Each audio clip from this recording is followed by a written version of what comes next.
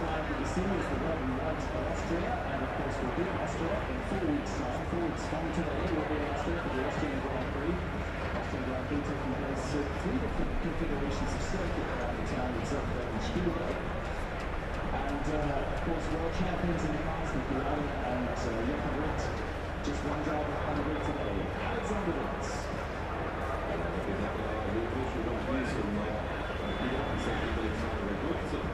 C'est que l'Autriche sera le partenaire de cette Grand Prix. Les champions du monde l'ont déjà. Et puis sont issus d'Autriche et le Finlande et Nicolas. In 2 weeks' time, we're in France for the French Grand Prix. Another country with a huge record of motorsport, of course the first ever motorrace took place in France, so we've got further south, we've got further north from Newport, where we'll be in 2 weeks' time. Just one driver on the grid today, racing for the Peugeot team, of course, and that is Jean-Alesi, the man who is the old man in some ways of Grand Prix racing, in other ways he's the youngest. In terms of spirit, Jean-Alesi has done 170 kilometres in paper here in Canada, because this is where he won his took his only injury here in the Canadian Grand Prix. Jean-Alesi from France. La France représentée par un seul pilote sur la grille de départ aujourd'hui. Il s'agit lui à l'événement de Jean-Alesi, comme il fait si bien le plus vieux pilote de la grille présentement, le côté environnemental, le plus jeune par son enthousiasme et son dévouement à son sport. Et on sait que le grand cirque de la Formule ça va être vraiment doucement à l'arrivée sur la route. And finally, the final flag that we see is that of Argentina. For many years, hosted Grand Prix races, and we hope to go back there again soon. And of course, the home of Armando Fangio, who has won all World Championship titles, anybody else, 5 World Championship titles in the 50s. One driver from Argentina today gets the nails at hand. Et pour conclure la table, la Française, évidemment, le pays du légendaire Armando Fangio, auteur de 5 championnats du monde des pilotes, a représenté aujourd'hui par Gaston Mazepin. Those nations taking part in the year 2000 FIA Formula 1 World Championship. The flag celebrations being prepared with accolades on the track by the gorgeous Air Canada group off with the 25 onto the grid, and the track will be opened in about 26 minutes time. C'est sûr que les deux sont ouverts et on s'approchera rapidement du Grand Prix Air Canada de l'arrivée.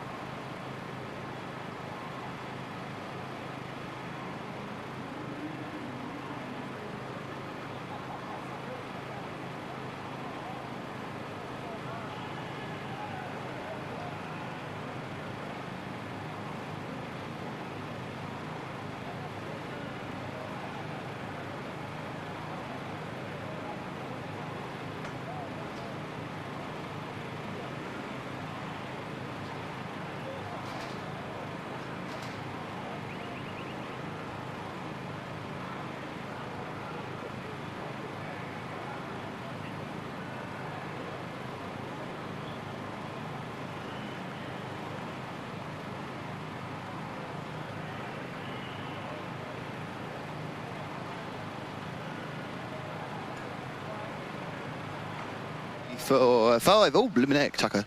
Hello, it's me, walking down the back, doing another lot of interviews. I'm always being used for various sources for the same daily rate. It's amazing.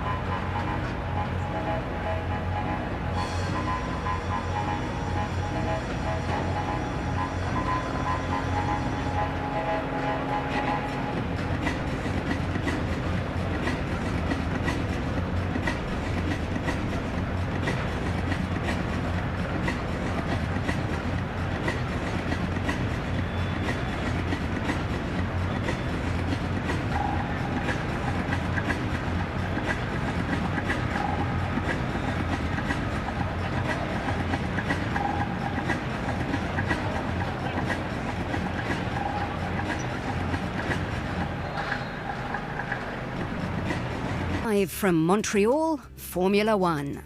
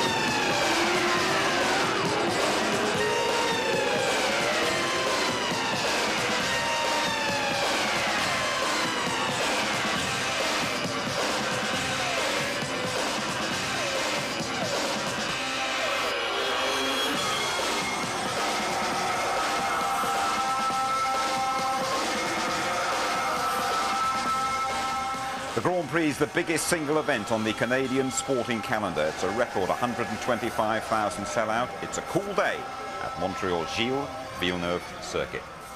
Hello there, good afternoon to you all back home. We are 5 hours behind you here. The Grand Prix due off in just over 40 minutes time. You know, this is one of the circuits where things happen. We've always had more than our fair share of drama at this place. Tony Jardine with me. Hi Tony. The old casino overlooks the circuit, doesn't it? You're never quite sure what number's going to come up when you roll the dice.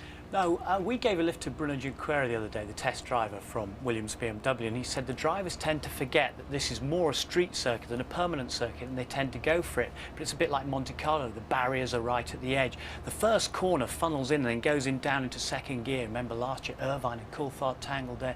Panis had a big accident here. World champions have bitten the wall here. And attrition rate, last 3 years, only 10 finishes. Yeah, Coulthard comes here, David Coulthard, as a Monaco winner, and we're all wondering if he can do it again. He seems really confident. Yeah, I mean, he said he's going to explore every inch of the track, and he's been doing that in every test session, every qualifying session. He's been very, very close. He's on it, superb form at the moment, and that includes missing one whole test session after an engine change. He still came back and he was right there. Let's take a look back at qualifying. A very, very slow start, but a dramatic last minute or so, wasn't it? Well, it was in these last 4 minutes, absolutely superb. And Rubens Barrichello, who was second here in 95 for Jordan, he decided to change tactics, put more fuel in the car and go for back-to-back runs. Look how close he was to the wall there coming out of 15. Ferrari decided to scrub in the front tyres and use new rear tyres, which gave them a better balance. Rubens Barrichello up into second place in these final dramatic moments of qualifying. David Coulthard out there, ready to respond. He now going for that pole position and going extremely well, bearing in mind he's lost this session in the morning because of the engine change. 15 minutes for that, but this is this last sector of the track where he really got it back. Superb traction out of that hairpin, getting up to the 200 miles per hour mark with the Mercedes engine down there. The Scot really concentrating hard here and putting everything together, and this is where it counts. This last corner, look, 14, 15, right by the wall that catches people out, and this circuit catches out the best. He got it back, crossed the line, look, provisional pole position, but lurking out there already was Michael Schumacher. And Mika Hakkinen, by contrast, in McLaren team. He was not happy with the handling of the car. Hasn't been all weekend, has he? No, he hasn't been all weekend. And coming out of the hairpin at the bottom in that last sector, he couldn't get the traction, he said. And he was quite right, because later on, they found a broken bearing in the rear shock absorber. And that means a matter of hundredths and tenths. Michael Schumacher had been out there, had been radioed in turn 10 that Coulthard had got pole position. They said, go for it, go for it. They couldn't tell him what the time was. He said, I just had to go. and in a dying second, split-second timing again from the Ferrari team, he did it. His 5th pole position here. Absolutely, he's done it again. 5th pole position. That's a record for Michael Schumacher in Canada. Also quickest in the morning warm-up too. You know, Michael Schumacher has always regarded world champion Mika Häkkinen as his main threat from McLaren, but he seems to be developing extra respect now for David Coulthard. It's always a kind of critical issue to make it in the last lap, honestly, because it's very easy to lose it and just go a little bit over the edge. And I thought I actually did that in the beginning of the sector, that I pushed a little bit too hard. But then I looked at my sector time, I didn't lose too much, and I gained enough in the last sector to make up what I lost in the first. I knew it was always going to be quite tight with Michael, and he got the right lap. But is that a big disappointment? I mean, the man who's, as you well know, the poleman hasn't won for ages, has he? So it's no big disadvantage, is it? Well, I think it is. Even though the stats show that there hasn't been an advantage recently, it's got to be better to be closer to the first corner. And, you know, especially on this track, how tight that first corner is, and traditionally there can be an incident. So I would say that this is one track, along with Monaco, you'd want to be on the pole. David has always been very strong down here in Canada. It's a matter of consistency, whether he can keep it up. At the moment it looks like he does, and I wish him, honestly, because he's so many years there and he's always been behind Mika, so naturally you cheer up always for the second driver a little bit more than for the first driver. I experience this very often, honestly, so it's naturally the case with me a little bit, and I hope he does well. I'm quietly confident, and I don't need to go around sort of shouting that from the rooftops. It's a question of getting out there and doing it, and I've got the car, I believe in myself, and it's a question of getting the right strategy. More mind games from Schumacher. A dozen races, Tony, since the pole sitter has won. Yeah, but Schumacher 3 wins here, out to make up for Monte Carlo. David Coulthard trying to stop him. He's been ahead here twice and gone out through mechanical failure. Barrichello's had a 2nd place here. Häkkinen, with those problems, could still win from that position, says Ron Dennis. Frentzen aimed for top 6 and he got it. Villeneuve got the top 6. Car in low downforce trim. Very, very good indeed. Truly car change from morning to afternoon. Zonta smiling away his best ever grid position there. And De La Rosa inside the top 10 again. Traction problems for Sikela and for Herbert. Ralph, leg okay, car not okay. Traction problems for them and brake problems this morning. Verstappen, big crash in qualifying, lost a wheel. Wirtz, who's barrel rolled here before 2 years ago. Salo, then Irvine, mystified by the Jaguars' performance. His turn to scratch his head. Elasi outside the top 10 for the first time in 10 years. Engine went button. Fuel feed problems, couldn't get full revs at all. Deniz, then Genet, who hit the wall, turn 15. Heidfeld, all sorts of dramas for him over the curb. And Marzipan at the back, as usual. Still looking for you, Mazzacani. Who's this guy calls me Marzipan all the time? I don't know, but He'll I like catch his up cakes. with you soon. Don't worry about that. Last year's race, well, the temperature was absolutely soaring on the track. 44 degrees. We had mayhem, as Tony mentioned, at the first corner. 3 world champions then played the wall game after the final chicane. And it was the world champion, Mika Häkkinen, who scooped the pot. In Canada, it is go! Michael Schumacher moves across, cuts across. Häkkinen, Eddie Irvine trying to go on the inside, failing to do so. Are they all going to get around? There's one. That's it. It's a Prost again. Jarno Trulli has gone off, but hopefully they'll be able to keep the race going. Oh, and off goes Zonta. That's Ricardo Zonta in the VAR. Safety car's out, Murray. Schumacher goes, Häkkinen goes, Irvine goes, Coulthard goes, Fisichella goes. There's the patch where the VAR was. David Hill out of the race. David Hill retiring. Oh, Mark Schumacher out of the race. Michael Schumacher slams out of turn 13. Villeneuve out. Jacques Villeneuve, who I was talking about, has done exactly the same thing that Michael Schumacher did. Coulthard challenges. David Coulthard passes Eddie Irvine. No, he doesn't. Out goes Irvine. Out goes Coulthard. Oh, my goodness. Mika Häkkinen out on his own. He's going to go through on the inside and they're going to touch. And Madara is in there as well. And no, Irvine gets through. Now, that was great stuff. Eddie Irvine is scything his way through the field. Oh, past Johnny Herbert goes Eddie Irvine all over the place. They both go over the apex apex of turn 13, and Eddie Irvine's gigantic push has succeeded. And off goes Brinson. Well, right in the closing stages of the Canadian Grand Prix. And I think we're going to see, for the first time ever, a Grand Prix finished behind the safety car. Mika Häkkinen wins in Montreal. Now then, Tony, how about that wall? The tourist board say it says "Bienvenue au Quebec." Welcome to Quebec. They ain't joking, are they? It's sort of come to mama time for some of the biggest names in F1, isn't it? Yeah, and after all the champions had hit it last year, it became a wailing wall because they were complaining so often. And Michael Schumacher has asked the organisers to clean up their act. Now you can see Damon Hill there on the dirty stuff, off the line, onto the concrete outfield there, into the magnetic wall. Now Villeneuve, if you look how he went in, front on, and he was way offline. He's already lost it coming across the apex because of all the dust and dirt that was dragged onto the track by people going across the apex. Even the great Michael Schumacher here, caught out, bang, that was a big crash for him as well. Getting sucked into the wall, and they've made some changes here on the inside, extending the gravel trap, trying to prevent that from happening yet again. It's still a place very well worth watching throughout the race, isn't it? Certainly is. Well, let me just remind you how things stand in the Drivers' Championship. Around about the halfway stage, Michael Schumacher on top. He goes for his 40th Grand Prix victory, by the way. Coulthard has never won here in Canada. Häkkinen subdued, as we've been saying so far. Barrichello, though, he has been very much on the pace. Fisichella second here for the last couple of years. Ralf Schumacher, his injured leg is okay, but his starting position of 12th certainly isn't. So then David Coulthard really is carrying Britain's hopes in this championship. He really has raised his game this year. He's the man of the moment in Formula One. Is Coulthard. The talk shows want a slice of him, and he has been off to New York for a late night with David Letterman. Ladies and gentlemen, please welcome David Coulthard. David?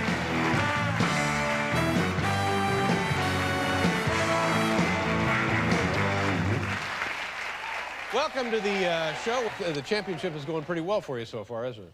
Yeah, it's going really well. I'm catching up with Schumacher, only 12 points behind. The dreaded Michael Schumacher. Now, do you know this guy off the race, off the course? Yeah, no, we actually worked together as two of the directors of the Grand Prix Drivers Association working on safety, but the problem is we keep running into each other on the track. So, what's the fastest you go in these cars? Fastest is Monza. We do 220 miles an hour. 220 miles an hour. And do you ever, like, sneeze at that speed? What the hell happens then? Oh, well, I've never actually sneezed in the car, but I don't know if I can mention that there's one thing you can do. You can't pass wind in a corner. You can only do it on the straight. Well, there's some insight for you. Yeah. He's been blasting round here, okay, I can tell you, but no rowdy New York studio razzmatazz for us. The way we do it, to find a quiet spot on the jetty on the St. Lawrence Seaway and sit David Coulthard down to sample the Murray Meets experience.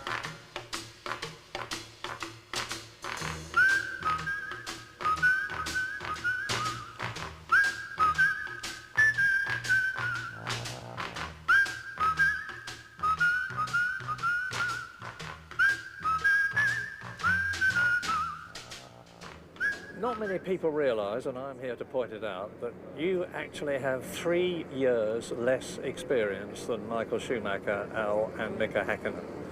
So do you feel that there's a lot of potential with Coulthard still to come? Are you learning all the time? Absolutely, and that's, you know, despite Mika having sort of romped to a couple of World Championships in the last 2 years, and there's been a lot of criticism pushed my way about not being hungry enough, you know, and not being able to mount a challenge, all those sort of things. And, you know, I thought it was unfair because of the fact they have more experience. They've reached a point in their careers where that experience and maturity that comes from life does make a difference.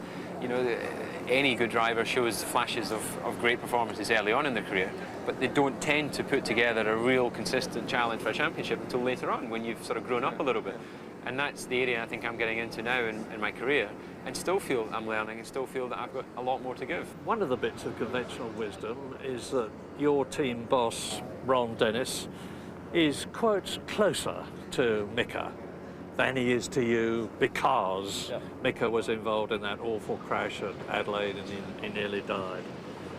Do you feel that? I think that it's inevitable that Ron, having potentially almost lost a driver for his team, what happened to Mika back in Adelaide '95, that I can't imagine how close they became during that period. And you know, I don't have a problem with that as such. It was just a question of making sure that I had every equal opportunity with the machinery and the situation as and when you hit the track. And I'm comfortable that's the case. You know, I'm not with McLaren to have, you know, lots of friends away from the track. Of course, I do have a lot of friends, but why I'm here is because I want to win races. I want to be the world champion, and then I want to get on with the rest of my life. Do you have any sort of a life outside Formula One at all? Yeah, I have a life, of course, but it's sort of compacted into 2-3 days in between testing and racing. You learn to live your life that way, and you look for November when largely you have the time off of not driving to have your sort of main holiday and catch up with family and friends. But we all live that life. It's exactly the same for you and your colleagues and what have you. For the people sitting at home, they have the best opportunity because they can live a normal life and watch the Grand Prix. And I know a lot of people would love to be here in Montreal and be in this paddock and be part of the F1 package. And of course it is great, but we all would love to be able to spend some time at home. You can't lead a normal life. You're David Coulthard, world-famous racing driver. Here and now, there are 10 races to go. There are 100 winning points left. You are 12 points behind Michael Schumacher. Importantly, you are 5 points ahead of Mika. In your mind, can you win the World Championship? Absolutely, it's possible.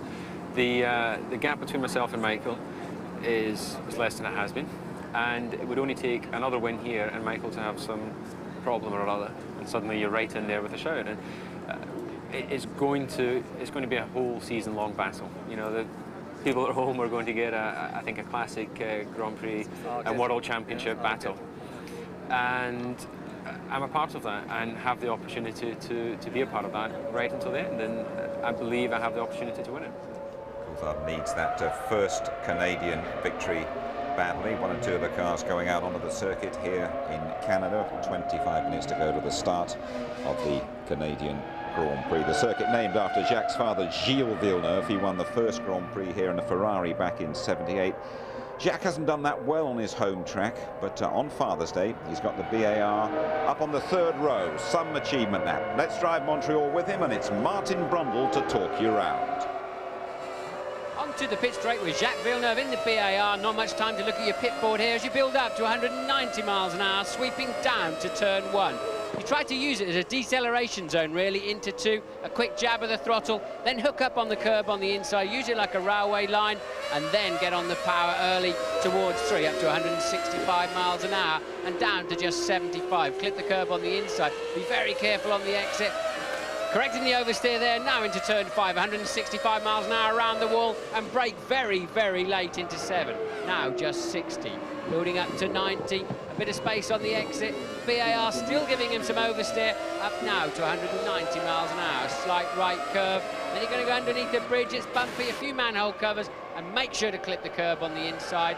Now again, 90 miles an hour on the exit, and take the line of least resistance, bringing the car over to the left-hand side into the main spectator area, and brake very, very late for the hairpin, 40 miles an hour. Almost full lock there for Villeneuve, but good traction on the exit this time. A little left curve. Now there's nothing much for the drivers to do. This circuit, of course, named after Jacques Villeneuve's father. He's heading around 200 miles an hour down to the great last chicane. Brake very, very late. Now you must connect with the curb on the inside, launch across the rumble strips, mind the wall, over the start-finish line at the end of these grid hatchings. A good run there for Jacques Villeneuve. Best qualifying position of the season so far for Jacques Villeneuve. He'll want a good race today. 120,000 here watching him. Well, you obviously enjoy our competition, and here is the outcome of the little teaser that we set you in Monaco. What a great prize, a VIP trip for you and a friend to Monza for the Italian Grand Prix. Up for grabs was full Paddock Club hospitality for qualifying and the race, courtesy of 1-to-1 and Jaguar Racing. Really a dream ticket for any F1 fan. The question we asked, which of the current Jaguar drivers has won the Italian Grand Prix? A, Eddie Irvine, or B, Johnny Herbert? The answer, Johnny Herbert and the Benetton back in 1995. The lucky winner, Jim Mantley from Cambridge. Congratulations, Jim, and we'll see you at Monza in September. There we are, that's the casino that we have been talking about overlooking the circuit. Will it be a lucky day for Jenson Button? Subject of so much speculation. He'll be talking about his F1 future when you rejoin us, and there's Martin's grid walk as well.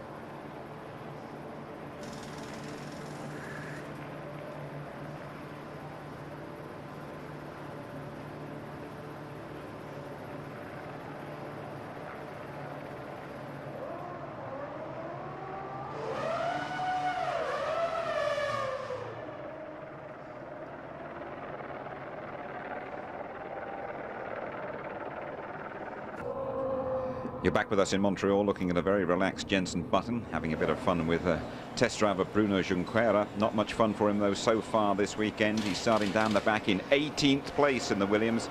All this at a time when his seat in the team is in jeopardy. Here he is with Martin. Jenson Button, thanks for talking to F1 ITV. So, what do you think of this Formula One lark so far? I'm really enjoying it. I'm really enjoying it. It's very hard work. A lot of people don't realise how hard work it is and how much there is involved. But I'm getting there, I think, and I think towards the end of the year I'll be a lot more complete than I was at the start.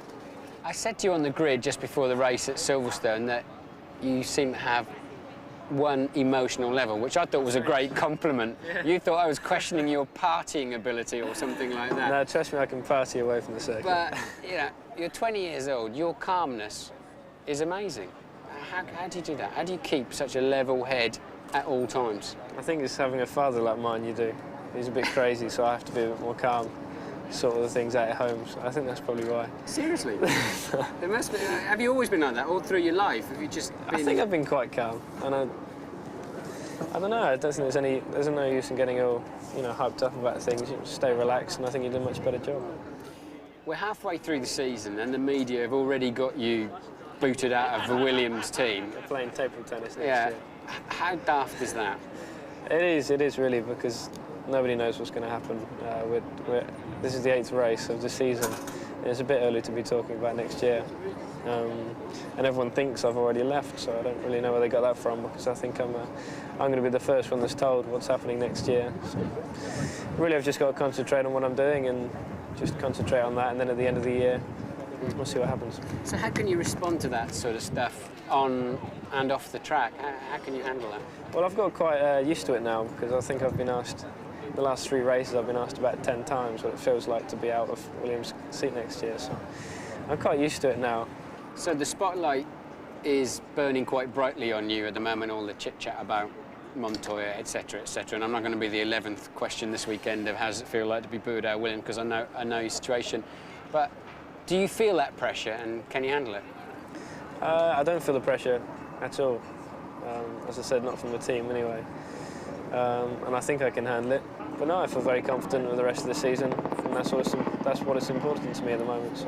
Are you sure we'll be following you on F1 ITV next year in a Formula 1 car? Well, I hope so. I don't know what else I'm going to do. I don't know what else I can do except go back to school. didn't really plan to be out of Formula 1 in 1 year. So. Now, I think it was Martin Hines said to me that you were one of the very first that benefited from karting age racing, dropping down to 8 years old. Is that a fact? You were one of the first. When I was 8. Yeah, and you were one of the first to be able to do that. I think I was the 4th year. The 4th year, Right. It was 8 years old, I think, in England. Do you think that is a key aspect of why you're able to be so good so young? I think yeah, starting at 8 years old, you do learn a lot more than when you're 20 years old in a category like that. When you pick it up a lot faster as well. So now I'm sure it has, and also racing abroad in Europe and all that, with different cultures and stuff. I'm sure it definitely helps you get used to life as well as racing more a lot faster. Here's a question I'd rather ask than answer. How good are you? Are you the next big thing? Wait and see.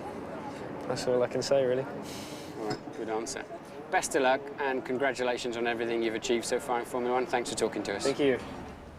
Tony Ping Pong, back to school. What's occurring with him? Well, as an ex-teacher, perhaps I could try and teach him something, but I doubt it. He's so streetwise. He's so good. He's very, very good. I don't think he'll disappear from Formula 1, but speaking to his father and his manager this morning, they're preparing for the worst, just in case they have to. Somewhere like BAR is an option. You know, Villeneuve might be out, Zonta might be out, Villeneuve who could overdrive here yet again and be on his way. We don't know. But the thing is, he is a great talent. You've heard Eddie Jordan talk about him during this weekend. But his job is to drive his best, drive his socks off till the end of this season. I don't think too many people are going to be talking to us, are they? Because we arrived in the paddock this morning, saw Ricardo Zonta, we went, Ricardo, fantastic, well done, all the best. He goes out to warm up and look what happens to him. I know, well that was you. You stood up and gave him the big firm handshake and he was beaming all over his face, his best ever grid position. And within seconds of going out on his installation lap, we think the Honda engine let go, unfortunately, so he didn't get to do the warm-up at all. Here's Villeneuve in morning warm-up as well. Yeah, now, this is what I'm saying. He can tend to overdrive in front of his home crowd. A rear brake locked as well, and off he went. Let's hope he keeps it together this afternoon for Jacques Villeneuve. 1 or 2 facts and figures to enhance your enjoyment of the Canadian Grand Prix. Michael Schumacher's won 2 of the last 3 here. Hakkinen, last year's winner, but he retired from 6 of his 8 races. David Coulthard has never won here, never been on the podium from 6 starts. It's McLaren's 500th Formula 1 World Championship race. Congratulations to them, and to Ron Dennis on his CBE as well.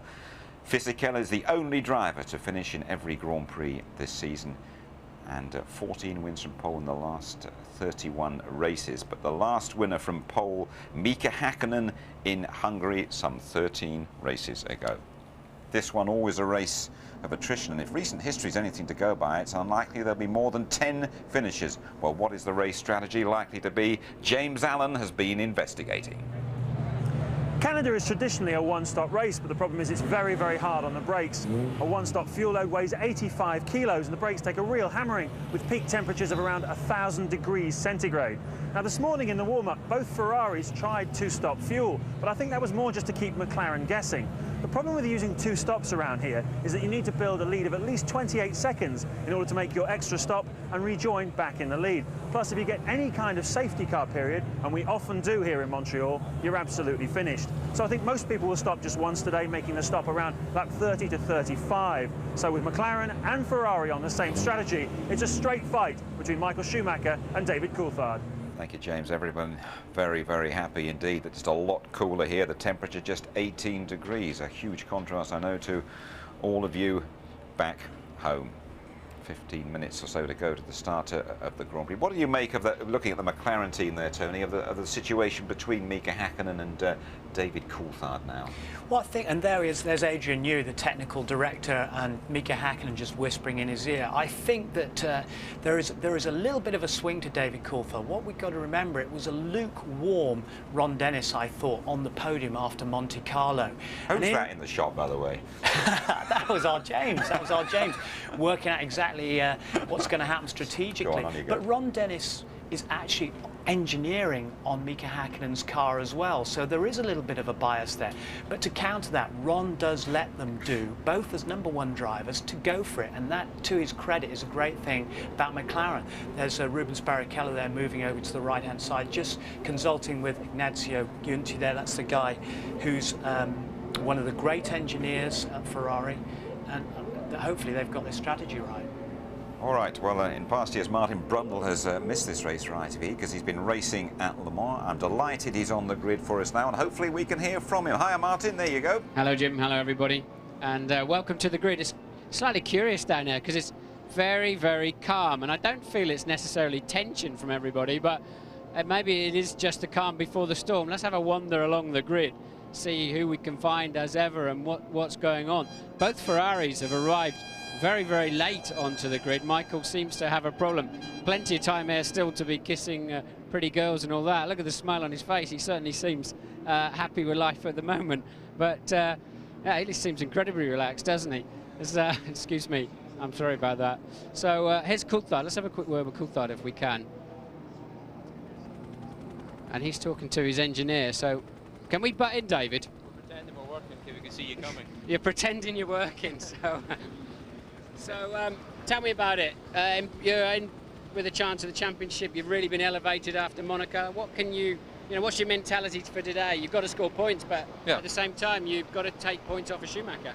Yeah, no, I definitely want to have an attacking mood as I go into the race, but really it's a question of what happens at the start and then playing it from there. You know, I can't just drive through the guy, and I don't know how much pace he's going to have, but clearly we've seen through Friday and Saturday we've been quite evenly matched. But he knows of all the people on the grid, you're the one most prepared to have a go at him. Do you think that's in his mind? I certainly hope so. Maybe you should go there and remind him. I was trying to get hold of him. He was too busy kissing pretty ladies, but good luck, mate. See you later on. Let's have a word with Heidi, actually. She's standing over here, and see what she's thinking about her man's chance today. I'm terribly sorry to be rude and butt in, Heidi, but judging by the cap you're wearing, I guess there's no doubt who you're supporting today anyway. Yeah, I have a favourite.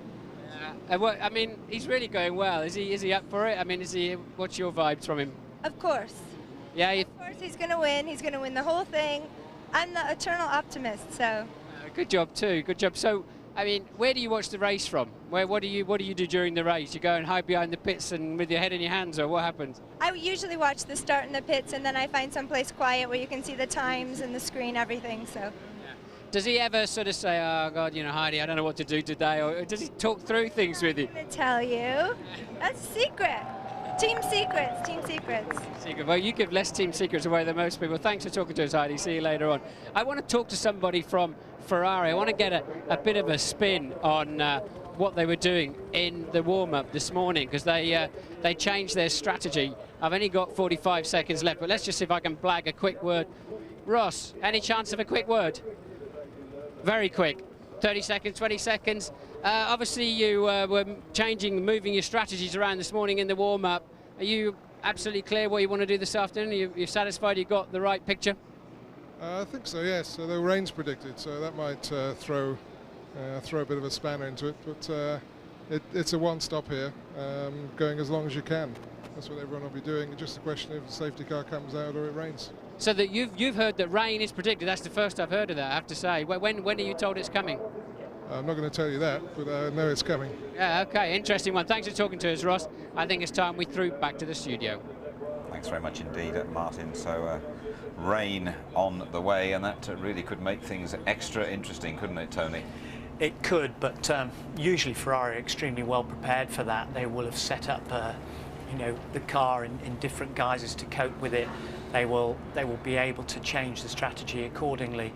But if rain does come here, it's a very smooth surface, and it's very, very difficult to drive. There's Alain Prost, and boss of his very troubled team indeed, and there's been problems for them. Let's join Louise Goodman. She has BAR's Craig Pollock with her.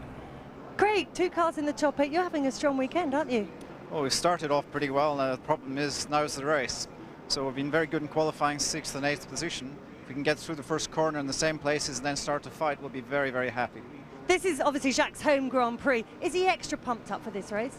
It's actually extremely calm. I think he was worse in Monaco than he is here.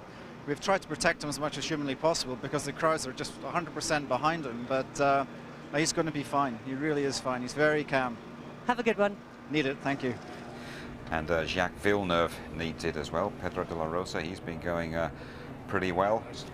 George Harrison, one of the stars down there, always enjoys his Formula One. You know, if you're getting your first taste of Formula One this season, welcome and don't go away. You really have picked the right race. The Canadian Grand Prix has never sold us short. It's been a total blast, to use the local vernacular, and we're very nearly ready to go.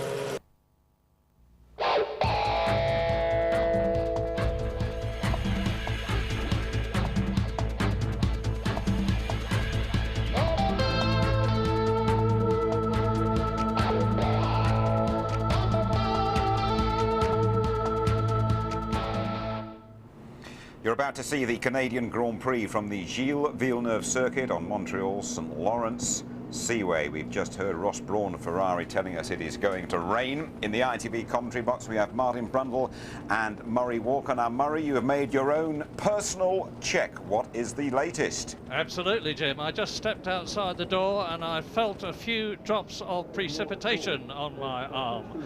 But there's another thing to say, and that is that Ron Dennis, the boss of McLaren, may have got the CBE and he richly deserves it, but having successfully overcome the combined efforts of two very determined security men to prevent me getting into the commentary box, I think I deserve one too. However, there are three other things to say. The first is the first corner here, that's the bottom of that diagram that you're looking at now, is always one that causes a lot of trouble at this event. We've had a Lacey and Trulli coming together for the last 2 years, so we need to watch out for that. The second thing, as you've heard from James Allen, is this race is going to be a question of strategy. It's terribly, terribly hard on the brakes, and the teams will have been working very hard to get the balance of the right fuel load and the braking absolutely right, because if you start off with too much fuel, which will give you a long stint, your brakes can be in trouble. So that's something to watch too. And the third thing is that McLaren really do need to do well in this race. They are still behind Ferrari in the Constructors' Championship, and although David Coulthard is ahead of Häkkinen, he's still 12 points behind Michael Schumacher.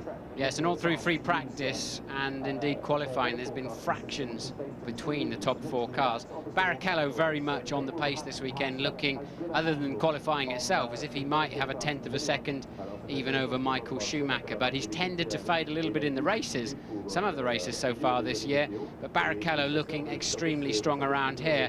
Coulthard too, probably a little disappointed with not being on pole, as you can see there, just a tenth of a second behind, but he's got a good race car too.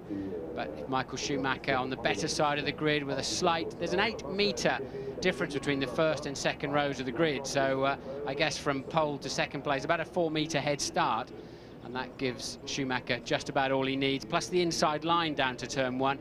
But he knows that Coulthard will want to and must have a go at him, must keep taking points away from him. So I'm expecting quite a squabble at the front, and as we've always seen here, and as Murray's already told you, tends to be a concertina effect into that first corner, and often, because it's a decent run to a very slow corner, quite a lot of speed carried when they arrive, and we tend to have a few people tripping over each other. Happened already this morning in other races too, into that first corner. Yes, it's the one to watch. So the grid, as you can see, is being cleared. We have the customary formation lap. And this circuit is some 2.7 miles long. It's on a man-made island in the St. Lawrence Seaway, which is overlooked by the wonderful city of Montreal. You'll see the skyline as they exit turns 1 and 2. And they build up at this circuit to two places where they're doing very nearly 200 miles an hour, and at both ends of the course there is a 40-mile-an-hour hairpin, so you can imagine what that does to the brakes, as Heinz-Harald Frentzen found out to his cost last year when a front disc exploded when he was in second place with only about 3 laps to go. Yes, they're already changing discs on Barrichello's car. I interrupted Ross to have a quick word with him on the line, unaware actually they've got quite a drama going on Barrichello's car, but we're looking at two Scarlet Ferraris, 2 silver McLarens, and then 2 Jordans just behind them. The odd man out is Villeneuve, who's done a very good job in 6th place in the BAR. Then there's really nobody, I think, behind that will be storming through the field. I don't think anybody's got a particularly good car underneath him that's going to surprise us through the afternoon. We're watching the sharp end of the grid with the Jordans really mixing it with Villeneuve's BAR.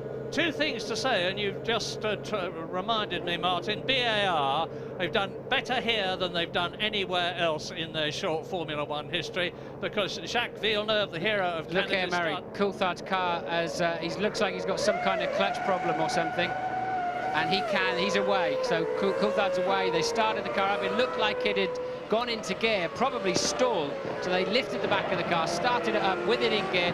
Coulthard immediately now taking up his second position. which he is entitled to do. Some of you remembering when Michael Schumacher passed Damon Hill on the formation lap at the British Grand Prix and got black flagged as a result of it, may not have realised that the rules have been changed. David is perfectly entitled to regain his position, provided all the cars on the grid had not passed him, which they certainly hadn't.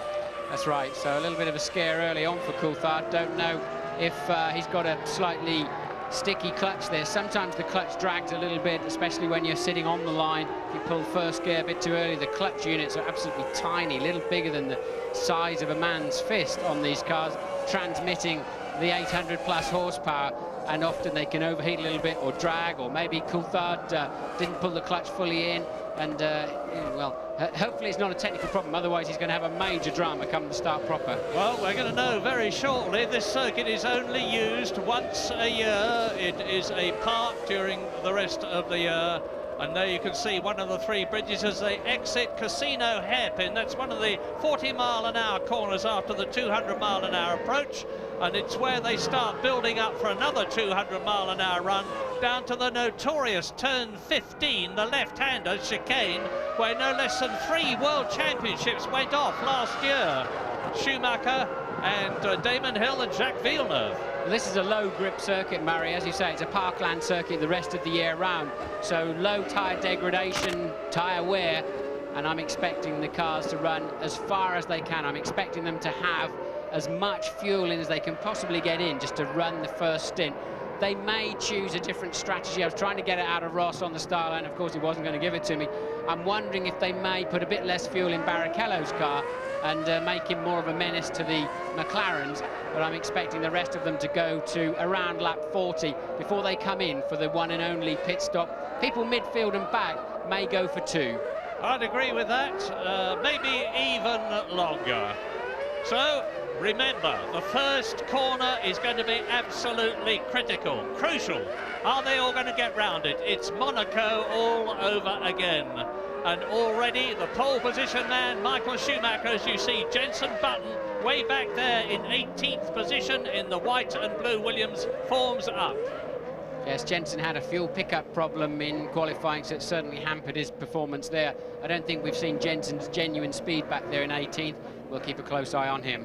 Now, you've got a fast starter in front in David Coulthard. Michael Schumacher hasn't always got away quickly. For instance, at Monaco, for the second year in succession, he went back to Italy to check on his starting. Look at this, Murray. Both Ferraris pointing to the right, both McLarens pointing to the left. They're heading towards each other before they even get away. 5th light, and then it goes out. Action! Action! Schumacher leads. Coulthard is second. Hakkinen is third. Barrichello is dropping down through the field. Rubens Barrichello's had a bad start, and Jacques Villeneuve has had an absolute flyer. He's come up from 6th on the grid to 3rd, and Eddie Irvine is left standing in the Jaguar. Has the Jaguar affliction, that bad clutch problem struck again? It certainly looks like it.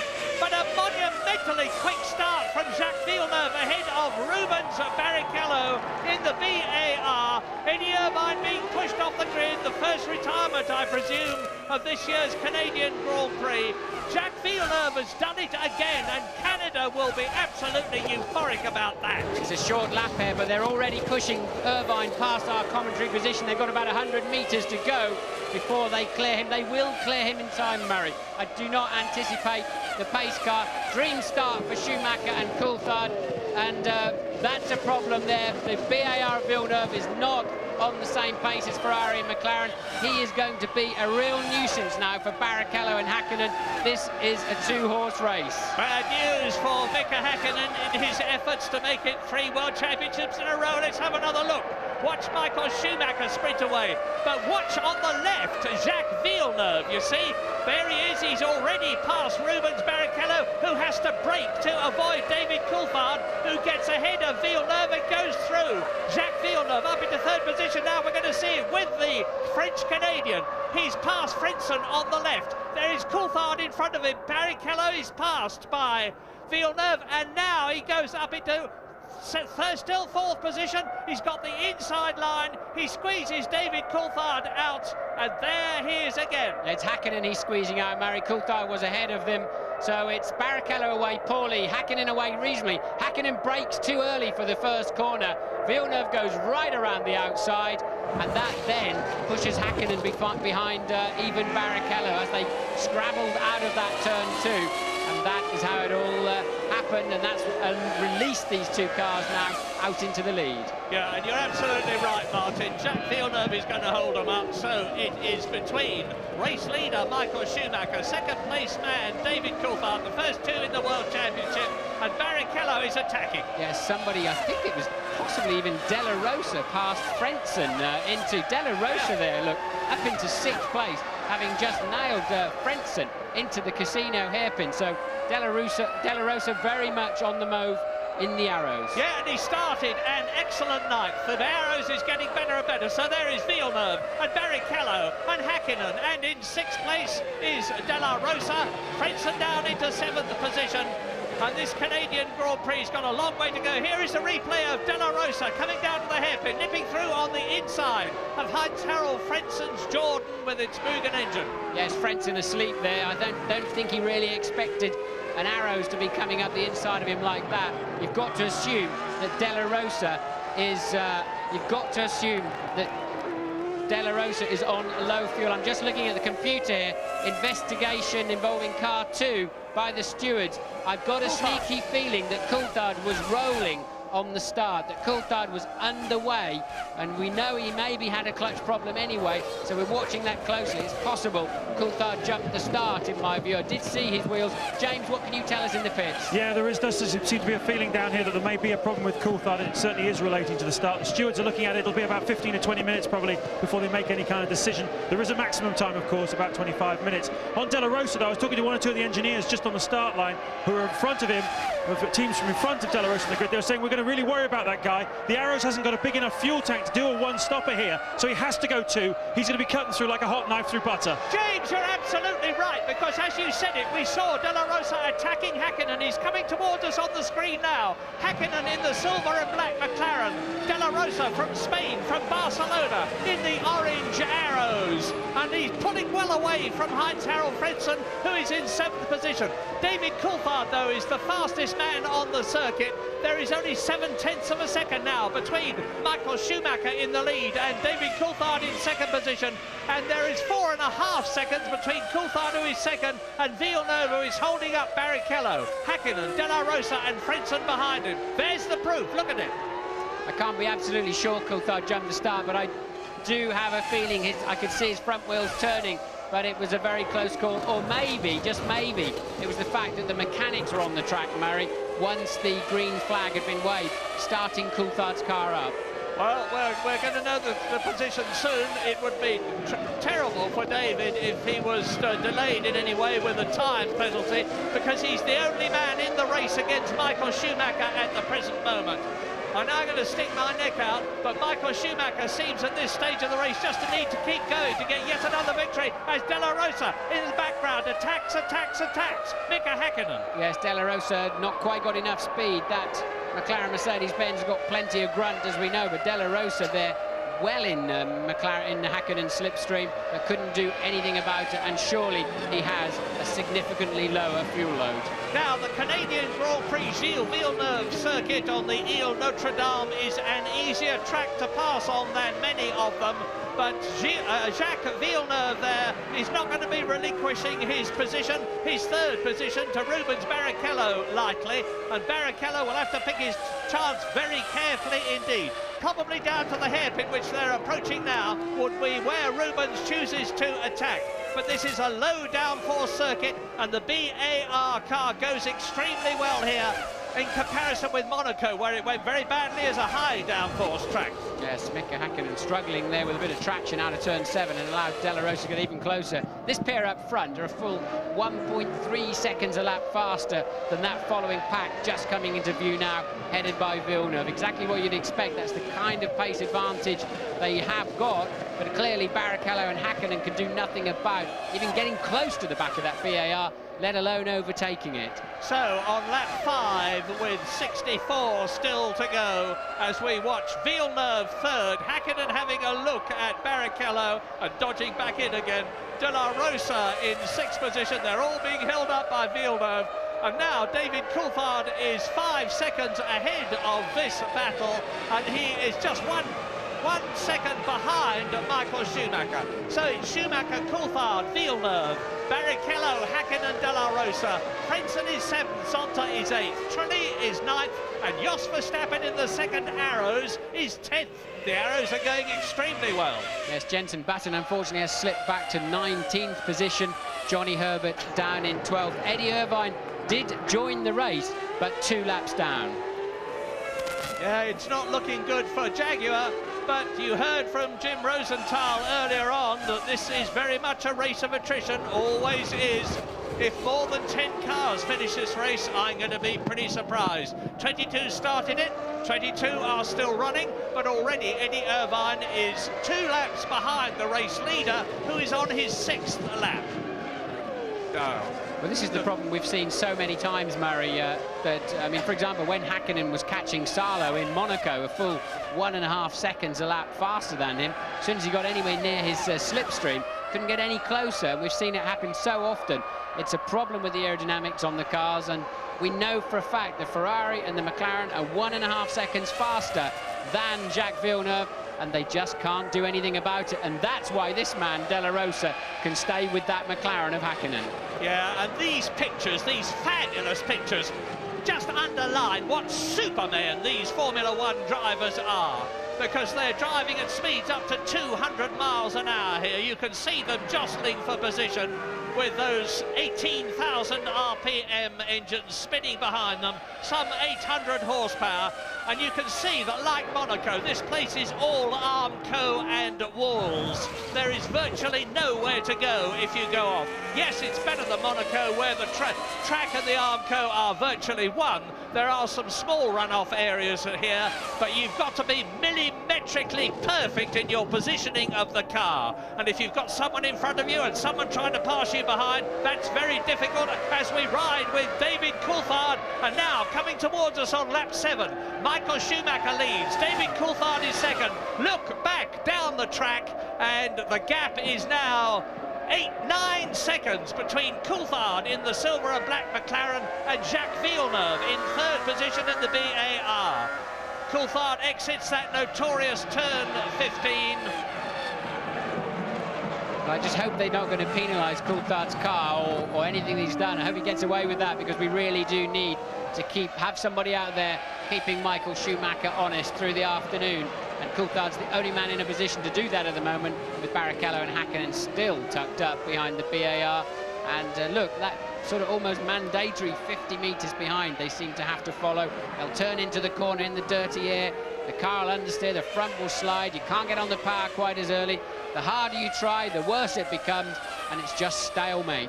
Now, the interesting thing about the situation as it is now is that Michael Schumacher has always regarded Mika Hakkinen as his main rival for the year 2000. But things are starting to change. David Coulthard is ahead of his teammate in the championship, and Michael Schumacher admitted last night that he's now regarding David as a real threat too, and the proof is down there on the track here in Canada, because Coulthard is the only man who is holding a candle to Michael Schumacher, and that candle is underneath the Ferrari's rear wing, because Coulthard is now within half a second of Schumacher's Ferrari. As Villeneuve comes towards us, they're doing 200 miles an hour here. This is where they brake. This is one of the places where the brakes take a tremendous pounding in Canada. Yes, Barrichello dangerously close to the wall there. I think he had a bit of a bobble on the way into that last chicane and had to mind himself on the way out. Gave Villeneuve a little bit of a clearance and put Hakkinen right underneath the Ferrari's gearbox once again. Well, let's look back and remind ourselves that we're very lucky, because everybody did get round that first corner. I frankly didn't expect it. It hadn't happened for the last 2 years. We've got a clean, straight fight out on the track now on lap 9. with 60 to go. James Allen has news for us. Murray, if you look very closely at Barrichello, he's very nervous on the brakes. On the grid, as Martin said, there was a real big drama. I've not seen one like that for a while with Ferrari. They were changing his brake disc right up until 5 minutes before the start of this race, and Rubens was very, very anxious. You can see he's reluctant to attack Villeneuve from the back. What was interesting about the incident on the grid was that Hakkinen was standing next to me, looking right over as they changed the brake disc. Hakkinen was aware of how Barrichello felt about it. Watch out for an attack from him. Well, if they've changed brake discs, Martin, on Barrichello's car, and he hasn't used them before, surely he's going to be worried about the characteristics. No, they'll be sorted by now. They're pretty consistent. I mean, they're baked for about 3 months, these brake discs. They're incredibly expensive items. Usually the first 3 or 4 corners are a bit of an unknown quantity. They settle down very quickly. Barrichello will have the measure of them already, I would imagine, and Hakkinen at the moment's got more of a problem with De La Rosa trying to get past him than he has a chance of getting past Barrichello. De La Rosa having just slipped back as I'm talking about him. Well, I tell you, it's going to need dynamite to move Jacques Villeneuve off the best racing line. BAR scored no World Championship points last year. Yes, they've got World Championship points this year. Indeed, they're 6th in the Constructors' contest, but they've never had a podium position. They've never finished in the top 3. And Jacques Villeneuve is hungry, very hungry indeed, to win. There is even talk that he has already signed for the Renault team next year. Well, his contract expires with BAR this year. It is a rumour, I emphasise that. There's a lot of them flying about here in Montreal. But Villeneuve, if he can finish on the podium, will be much more likely to stay where he is. Yes, Villeneuve hasn't signed for anybody next year yet. He's playing the field a little bit and understanding what's available to him, whilst, of course, trying desperately hard not to upset the team he's currently driving for and may continue to drive for. So Villeneuve playing a bit of the diplomat at the moment, not his best feature normally, but Jacques is definitely playing the field a little bit. And Jacques is powered, we're with him now, by a Honda, not a Mugen Honda, a Honda Works engine, and they're looking for success from BAR, and it's significant at the present moment that the Honda engine is in 3rd position. The highest Mugen Honda engine is the Jordan of Heinz-Harald Frentzen. He's in 7th position with Jarno Trulli in 8th position, and they're sandwiching Ricardo Zonta in the 2nd BAR with its Works Honda engine. Top 10, lap 11 out of 69. Schumacher is going faster and faster. He's just made the fastest lap of the race. He's extended his lead over David Coulthard, but not by much, to 9/10 of a second. They're 14 seconds ahead of this battle. Villeneuve, Barrichello, Hakkinen and De La Rosa, who is 6th.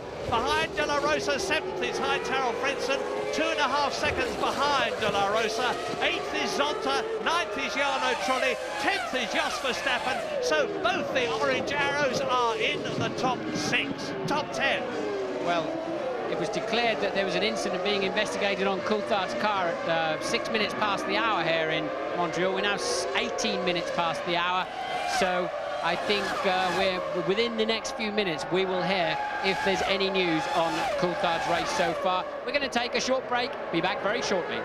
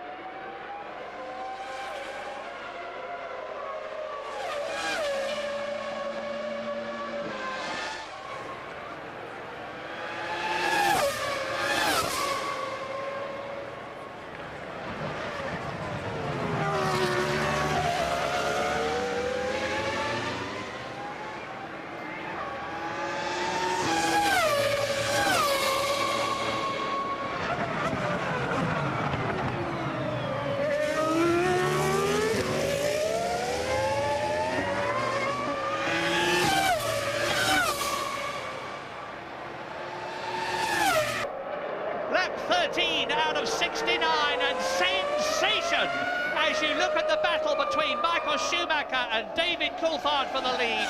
David Coulthard has been penalised.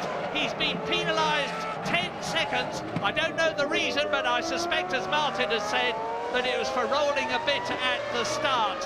But he really doesn't deserve this, because it's going to destroy his race. He's going to lose the 10 seconds while he's stationary, and more time coming in and getting back up to speed again. Yes, he's got to stop within 3 laps. I think he was either just creeping on the start.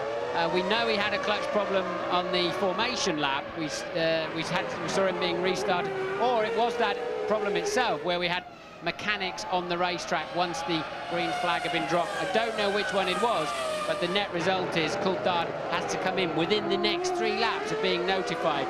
Now the team, I'm sure, will keep him out as long as they can, because they need to maximise the fact that himself and Schumacher are much, much faster than the rest of the field, and that will help him when he rejoins the race, which I would guess, looking at, it's going to cost him at least 25 seconds. It's going to put him back in around 11th place or something, because he's got to negotiate the pit lane at the speed limit. And here he comes now, Coulthard in, hits the limiter there, and he's going to go to his own pit and be stationary for 10 seconds. They are not allowed to touch the car unless he stalls the engine. Then they can only start it after the 10-second period is over. They cannot change tyres. They cannot touch the car in any way. James. Really resigned atmosphere down here. I think they thought straight after the start there was going to be problems. The mechanics only just got out of the way on the parade lap. It was a real mess. Coulthard's engine rises. He shoots out again. He's got a lot of work to do. He's lost 25 seconds here. He's going to lose another 25 in his first stop.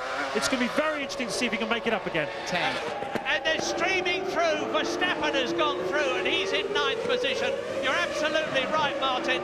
David Coulthard is rejoining in, I think, there he is, 10th. In 10th position behind Jos Verstappen. Yes, Verstappen was 23.9 seconds behind Coulthard. So that's, and there's looks like there's an ailing.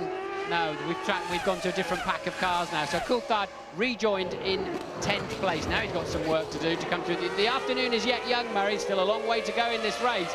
And yes. Of course, that's going to put him right into the pack that's stuck behind the BAR of Villeneuve. Michael Schumacher has got a 17.6 second gifted lead. History is being made here in Canada, because the BAR is not just in a podium position, it's in 2nd place. If anything happens to Michael Schumacher, Jacques Villeneuve could win this race, but there's a long, long, long way to go. David Coulthard then lost 25 seconds on that pit stop, stopping, coming in, getting out again.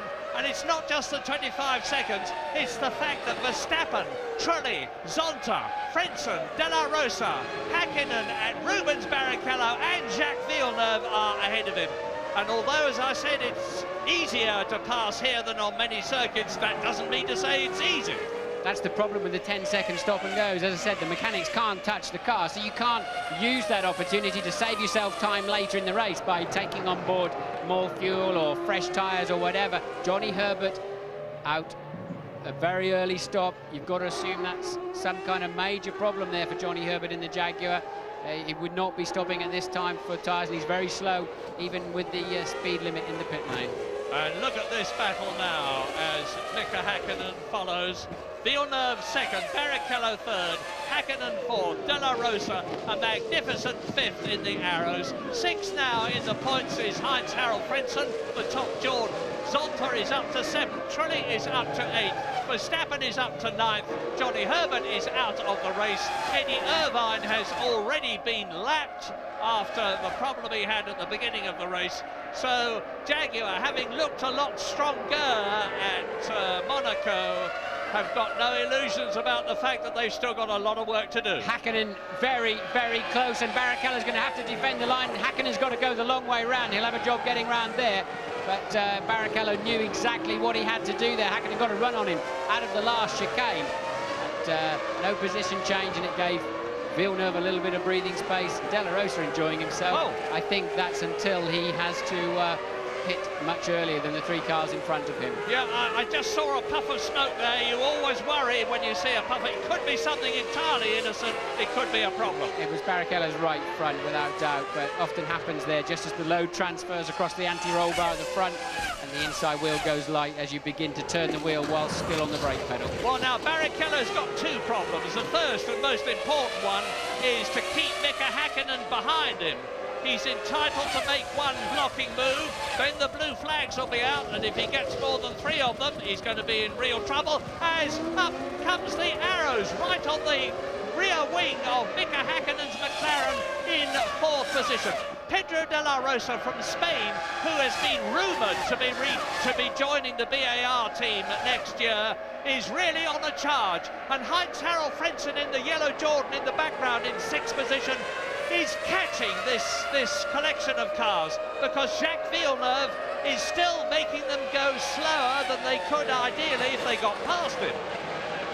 Yes, I noticed in the far background, Coulthard now has caught up with Verstappen and Trulli, so we'll see if he can make any progress through that little pack as we're watching the first cluster really fighting for 2nd place of Villeneuve, Barrichello, Häkkinen, De La Rosa, then it's 2 seconds back to Frentzen. A little bit of space to Zonta, then it's truly Verstappen and Coulthard, literally line astern. And look, are they showing us this because this is the reason that Coulthard was given the stop-go penalty? The green light is on, and mechanics are still on the track. I think that's contravening the regulations, so it's a technical knockout there for Coulthard in many respects, but he's still in the race. Johnny Herbert, not too disappointed. Martin, there ain't no justice, because if that was the reason that David Coulthard was penalised, to be sitting innocently in the car there and to suffer from something that was totally outside your control is very, very tough. Murray, it's total justice. The rules are the rules. Even if I'm involved with Coulthard, the facts are, if they've contravened the regulation, they have to be penalised. You can't, just because he's having a good race, you can't. You know, you can't bend the rules when it suits you, and I think that if they've broken the rules, then obviously the penalty is valid. I hear you, and you're right, I have to say. Lap 19 then, and look at Heinz-Harald Frentzen, look there at Zonta, look there at Trulli. Behind Trulli in the orange car is Verstappen. Now look for the silver and black one. It is David Coulthard. That is the car we're looking at. David Coulthard, the man who was harrying Michael Schumacher for so long until he had to come in, has caught right up with Jos Verstappen's arrows now. But even before he can get to grips with the front pack, he's got to try and get past Verstappen, Trulli and Zonta. A monumental task. Yes, Jos will not be an easy man to pass, because David, if he normally comes up behind an arrows during the race, he's got the assistance of loads of blue flags waving and the driver having to pull out of the way. Normally it's because he's being lapped. But the orange arrows are going exceptionally well here this afternoon, regardless of their fuel load, whatever that turns out to be. And it's not going to be an easy breeze past for Coulthard to make his way through this pack. He's got to keep his head at this stage of the race.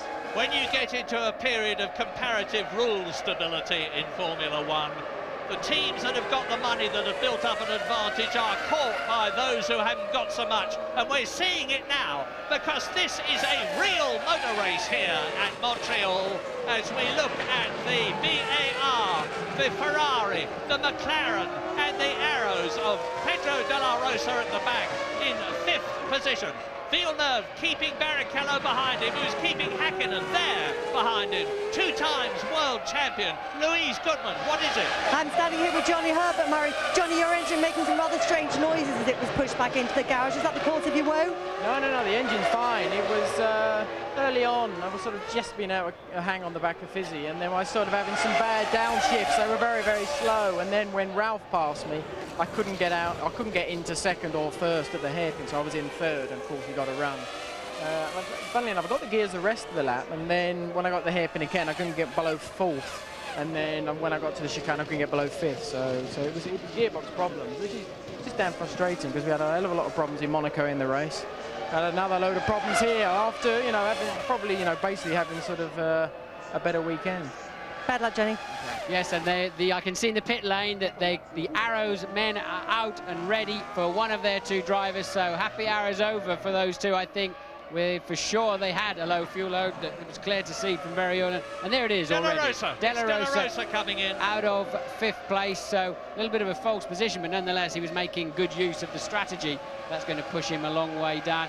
I don't really know. I think it's such a compromise to bring themselves in after just 20 laps. They look good for a little while, but maybe it's not going to score you any points. Well, it means that Frentzen goes up to 5th, that Zonta is in 6th position. So for the first time ever, both BARs are in the top 6-point scoring position. Jarno Trulli is 7th. Verstappen is in 8th position at the moment. David Coulthard, of course, has benefited because he has gained a place as a result of De La Rosa coming in. That's one man he hasn't got to worry about passing. Although David, of course, has got to come in and change tyres and take on more fuel, like all of them, except De La Rosa. Eddie Irvine's been in, Johnny Herbert has retired. Yes, of course, if you're on a 2-stopper, everybody's got to stop one more time after that. But it means you've got a shorter stop. You've got less fuel to put in the car, which is regulated at about 12 litres per second. That's the only advantage of 2-stopping, a slightly shorter pit stop.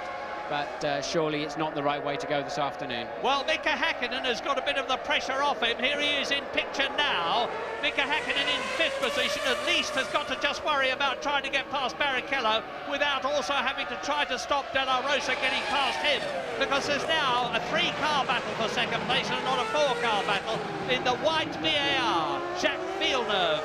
In the Scarlet Ferrari, Rubens Barrichello, who was 2nd at Monaco, and then Mika Häkkinen. Mika Häkkinen not looking so good here, as he didn't look so good in Monaco. David Coulthard looking a lot better, and David is down in 9th position now as a result of that penalty. Yes, you're right. Häkkinen no longer has to look in his mirror and be defensive anymore, but he still can't get much nearer to the back of Barrichello's car. But this just underlines, doesn't it, how important qualifying is, and then how important it is, and that's why you see them all through the weekend, all through practice, all through testing. They even go to special places to practice their starts. It's everything. It means you're hemmed in for the first half of the race at least, if you don't get a good grip position and get away well. And now the yellow Jordan of Heinz-Harald Frentzen is closing up in 5th position on Mika Häkkinen. So there is Zonta, there is Trulli, behind Trulli is Verstappen, behind Verstappen is David Coulthard. He is in 9th position. Here they come towards us now. Is somebody going to try for it? David Coulthard having a look at Verstappen. And we're with David now. This is the turn 15. Look how close they go to the concrete there. 3 people went into it last year. And now down to turn 1. One of the slowest corners on the circuit. And the Jordan gets a bit out of shape there.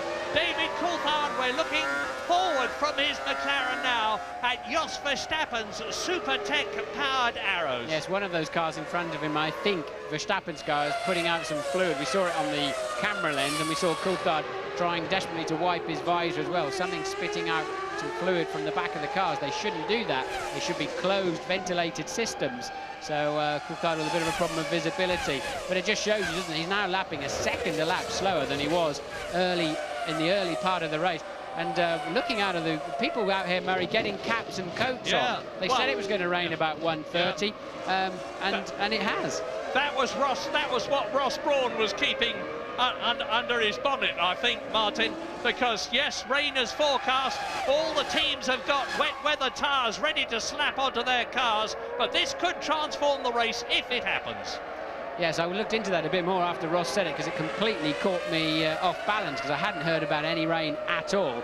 But certainly 1 or 2 of the front-running teams were expecting there was a percentage chance of rain at 1:30, and well, they were 5 minutes out. Pretty good nonetheless. Well, here's Michael Schumacher, or there was Michael Schumacher. Here is Michael Schumacher, 23 seconds ahead of that battle now for 2nd position.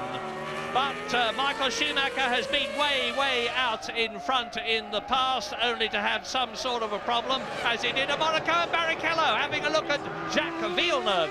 You see, Barrichello knows that if only he could get past the BAR, he could pull away from it. He's got more power, and the car handles beautifully. But Jacques Villeneuve is sticking on the racing line. He's not giving Barrichello any room. Meantime, Mika Häkkinen just sits back and watches. Yes, if it gets slippery out there, I think it's going to be Villeneuve that struggles the most of that trio, because his car clearly has less downforce than the Ferrari. And that's Coulthard having a problem at turn 3. That's not what he needs to be doing if he wants to come through the field. So the track is clearly getting a little bit slippery. Yeah, and I think it was Jean Alesi that we saw flying past him in the Prost, and he was in 12th position. So that could have cost David 3 more positions.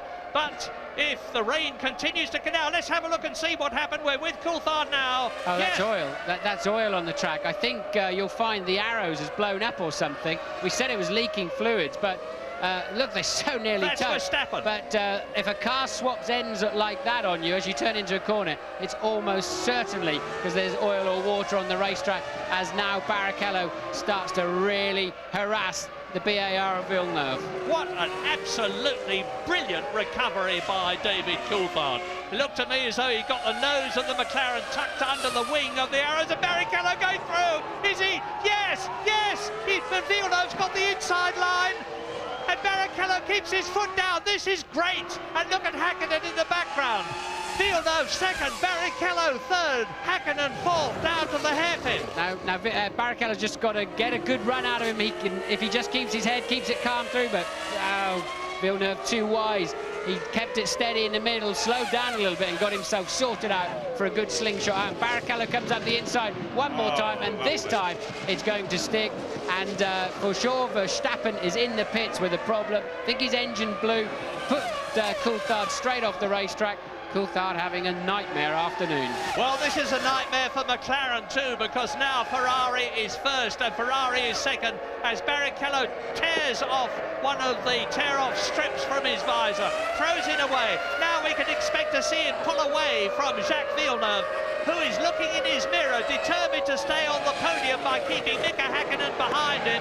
But Hakkinen is going to be absolutely determined to get past, because he realises that now, with 2 Ferraris in front of him, the best that he can hope to get is 4 World Championship points if they go the distance, and that is even if he gets past Jacques Villeneuve, and that's going to be very, very difficult. So now Schumacher, 27-7. We haven't seen much of him. Here it is again. Yes, this is down into the hairpin, and well, we saw Rubens have a slightly better run out of the previous corner, and he positioned his car well. Jack had no defence on that one. He really had no way of closing the door once Barrichello got his car up alongside. And just look at the way Barrichello is now pulling away from the battle between Villeneuve and Hakkinen for 3rd position. And look at the 2 Jordans now, because Frentzen is 5th. There he is. Behind him is Jarno Trulli. So both the Jordans are in the points, and we've still got 43 laps to go. It's obviously just a little bit moist out there. They've dropped about 2 to 3 seconds per lap. Michael Schumacher now has picked up speed again at the front, so that little flurry of rain that came across is now... I can just see still spitting with rain out there. It's cost them about a couple of 3 seconds a lap, except for Michael Schumacher. Well, that dreaded turn 15 has only been hit once this year, and that was by Pedro Diniz in the Sauber this morning, and he deranged the nose and the suspension of the car. So far, everybody's been able to keep away from the Quebec wall, as it's called, because of the Quebec poster that's attached to it. But there's very heavy rumble strips on the inside. You've got to keep clear of those. Villeneuve second, Hakkinen third. The gap between them, you can see for yourself. And I'm sorry, it's Villeneuve third and Hakkinen fourth. And the 2 Jordans, 5th and 6th. Now, 7th position is Ricardo Zonta. He's 3.5 seconds behind Jarno Trulli's Jordan. And that's the second of the yellow cars you're looking at in the background. So it's a great race for BAR if they keep going, because both their drivers are in the top 7 as Trulli nips past Heinz Harald Frentzen, his teammate, and their drivers are in the top 7 as Trulli nips past Heinz Harald Frentzen, his teammate, and takes 5th position away from him. And Trulli is the man to watch, the multiple kart champion of Europe, who then became German Formula 3 champion. Here it is again. Let's have a look. Yes, and just the same as we saw really with Barrichello passing Villeneuve. Trulli takes a big step up the inside, gets track position, and there's no defending that once they've got their car alongside. Otherwise, you'll just tear the wheels off of both cars. So Hakkinen there still struggling to pass Villeneuve. And now we've got Schumacher and Barrichello back in the 120.9s. The only other man anywhere near that was Coulthard, who did 20.9 last time around. But the rest of them late 1:21. That 28 positions and gaps. Schumacher 26 seconds, Barrichello 3 seconds, Villeneuve 0.2 of a second, Hakkinen, there they are. Trulli 2.5 seconds behind Hakkinen, and now a second ahead of Heinz-Harald Frentzen, who is in 6th position.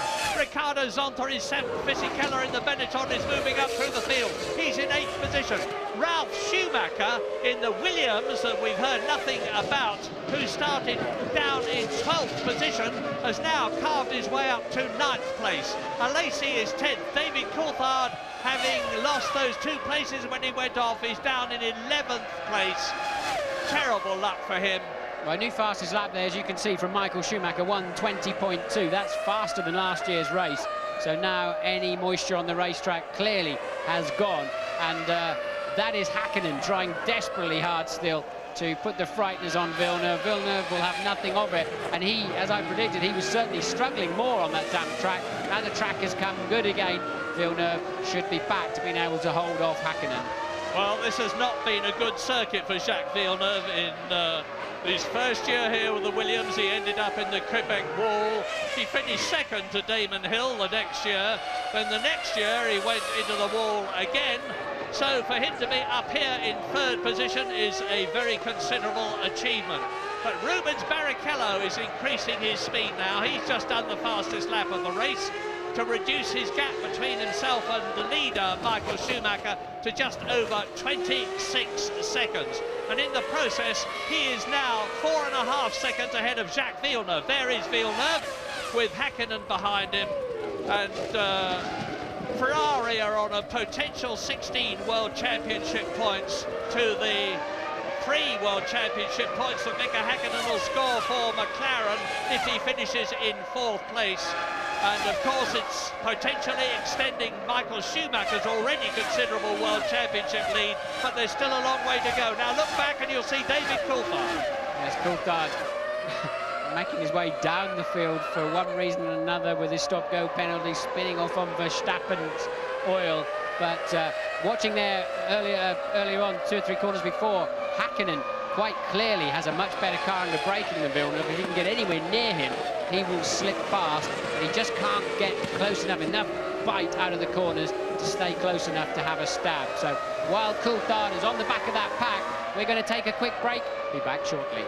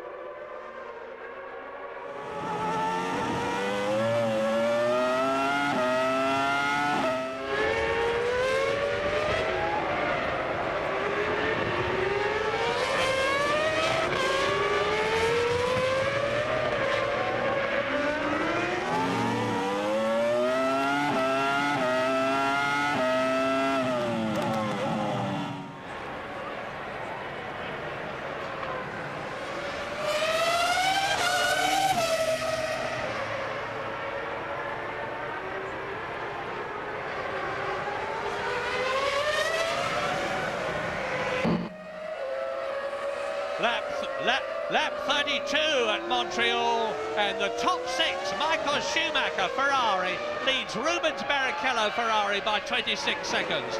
Jacques Villeneuve is 34 seconds behind Schumacher, but just ahead of Hakkinen. There is Villeneuve, there is Hakkinen. Jarno Trulli 5th has caught them, and Heinz-Harald Frentzen 6th in the second. Jordan is dropping back. So Schumacher, Barrichello, Villeneuve, Hakkinen, Trulli, Frentzen.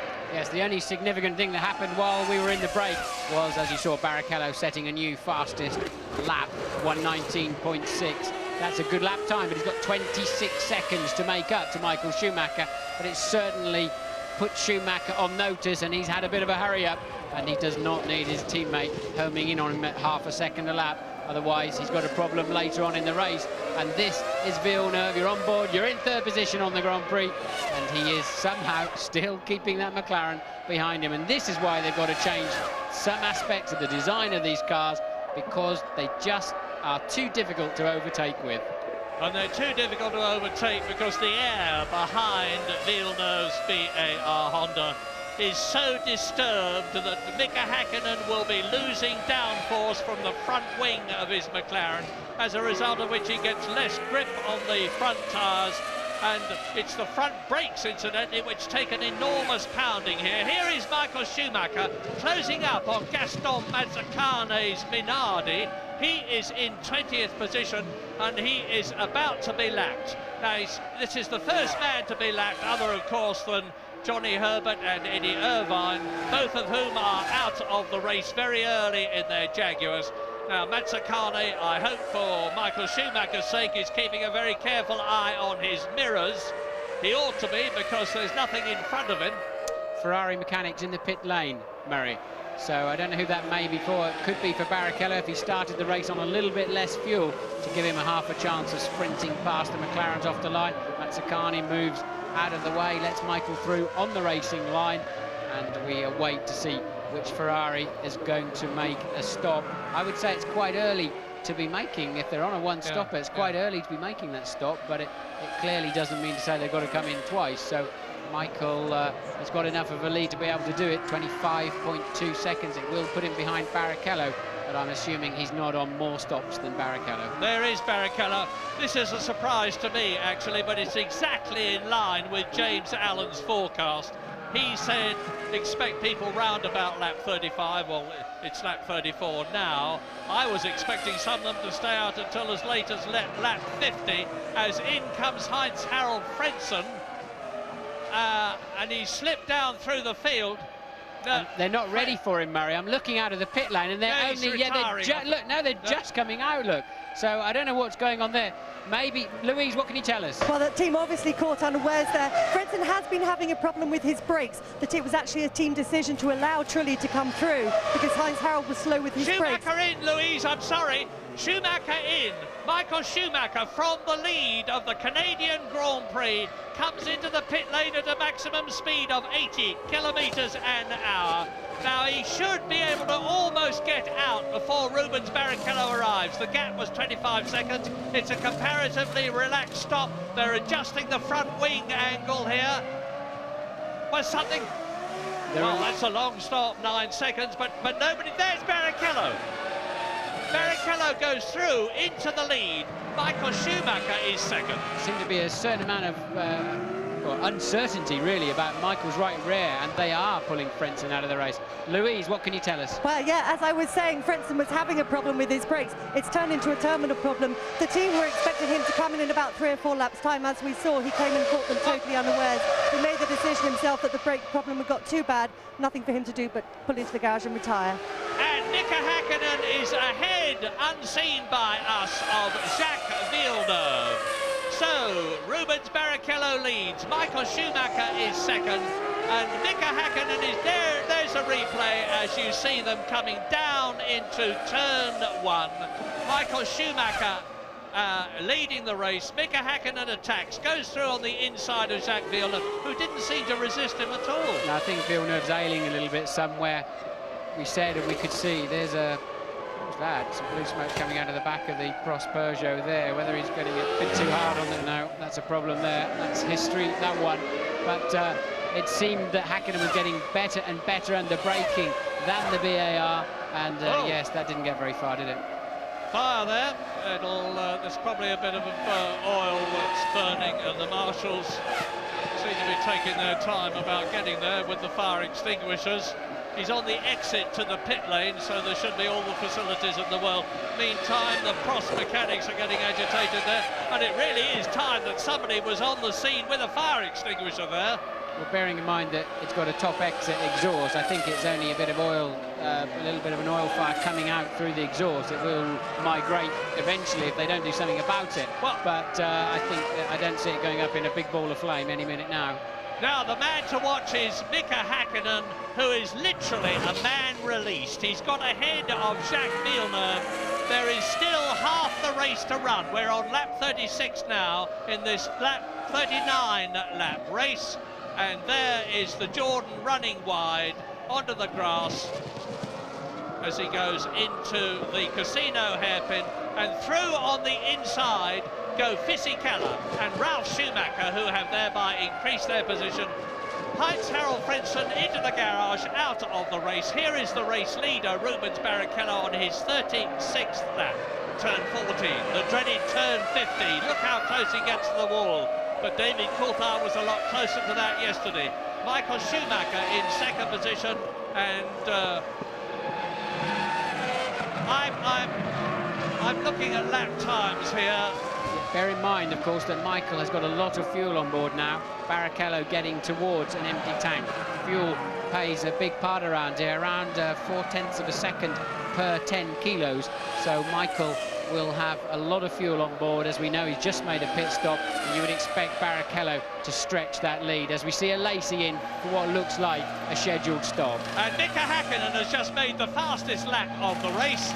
He's now just under 7 seconds behind Michael Schumacher and catching the Ferrari. This race has still got a long way to go.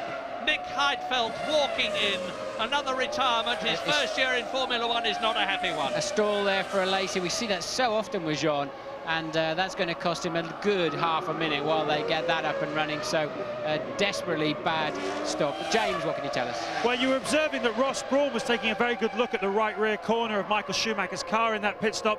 I can tell you what he was looking at was the rear brake disc. Michael obviously slightly concerned about the brake wear. Huge braking here at Canada, but he's apparently perfectly happy now. He is, as you say, carrying a big fuel load. But what he's done here today is divide the race in half, confident that he would be able to get a decent run at the start, obviously looking for a bit less fuel off the line, and also confident that the other teams, McLaren and Jordan in particular, would run longer in their first stint, which does seem to be what's happening here. Yes, James, I would think it's Michael wouldn't have, I'm sure you're right on why they were looking at it. Michael wouldn't have that data. He would not know about brake wear until the brakes start fading away. But of course they do have telemetry back in the pits, and they do know exactly what the brake or clutch wear is at any one time. Well, meantime, Mika Hakkinen has just lapped 2.5 seconds faster than the man you're looking at, Michael Schumacher, who is second in the race. But Michael Schumacher has already stopped. Rubens Barrichello ahead of him has not. There is Mika Hakkinen in third position. 4.5 seconds now behind Michael Schumacher, but Mika Hakkinen has not stopped. So you would expect Hakkinen on a lighter fuel load to be closing up on the much heavier Ferrari, which has just taken on more fuel to last it for the rest of the race. So it's not surprising, but it is interesting. Jenson Button in 14th place, back down the field. He's gained from a few of the retirements. Coulthard still nailed back down there in 9th. Irvine running, but 2 laps behind. Zonta's doing a good job. Murray up there in 6th place in the sister car to this, which is Villeneuve in the BAR, coming down once again to the last chicane. And he certainly had plenty of fuel on board, didn't he? Because he's gone a long way into this race. 38, he's just coming up to finish his 38th lap. The leader, Michael Schumacher, and Barrichello rather, already into their 39. Well, when is Mika Hakkinen coming in?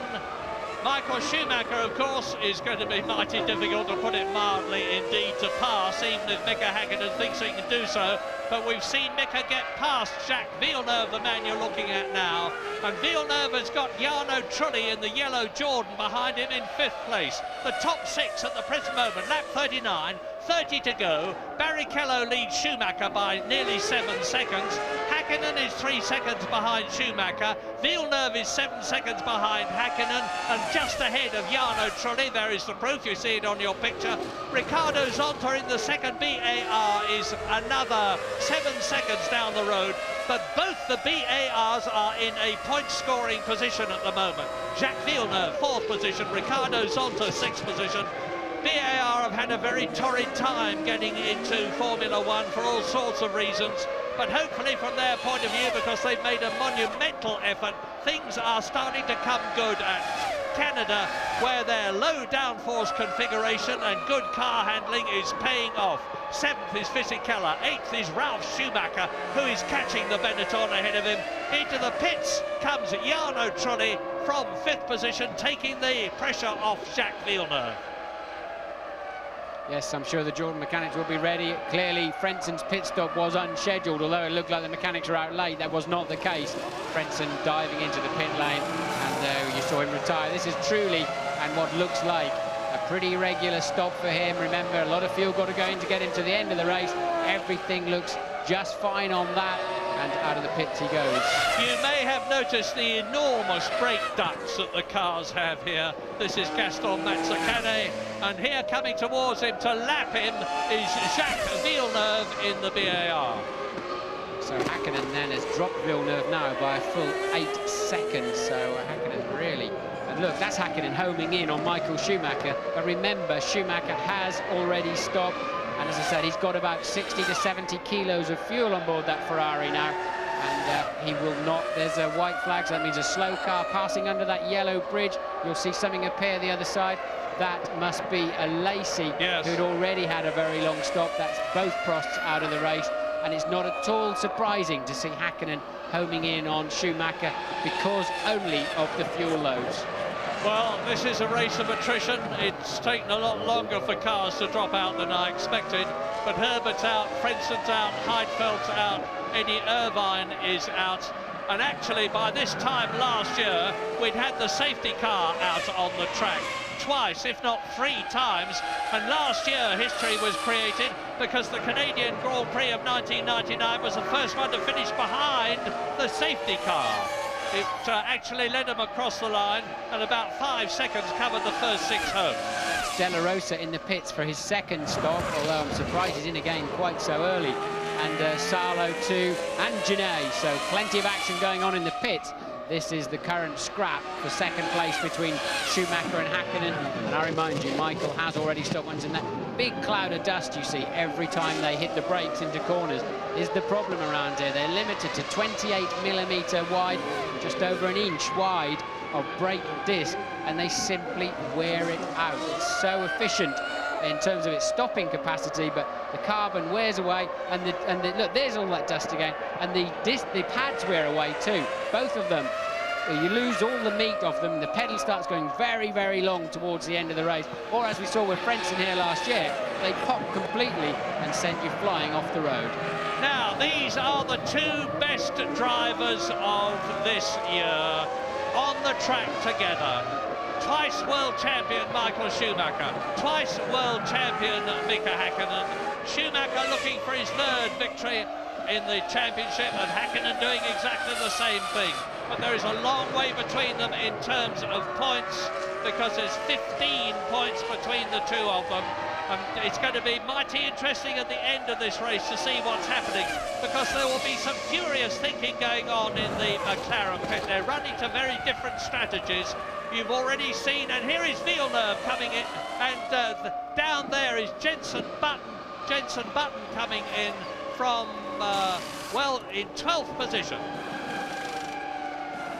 All calm and deliberate, and the Williams, but it's quite a long stop, 10.6 seconds, and Jenson Button explodes out. His teammate, incidentally, Ralf Schumacher, is in 7th position. And do I see spots of rain on the window of the commentary box? Yeah, yes, indeed I do. And I also see the McLaren mechanics out in the pit lane, so, and that's why... Here's Hakkinen.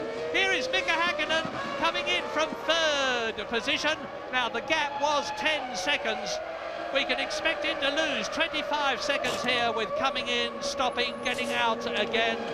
And he's going to come down except that Villeneuve has gone through. He's regained his third position, but he has yet to stop.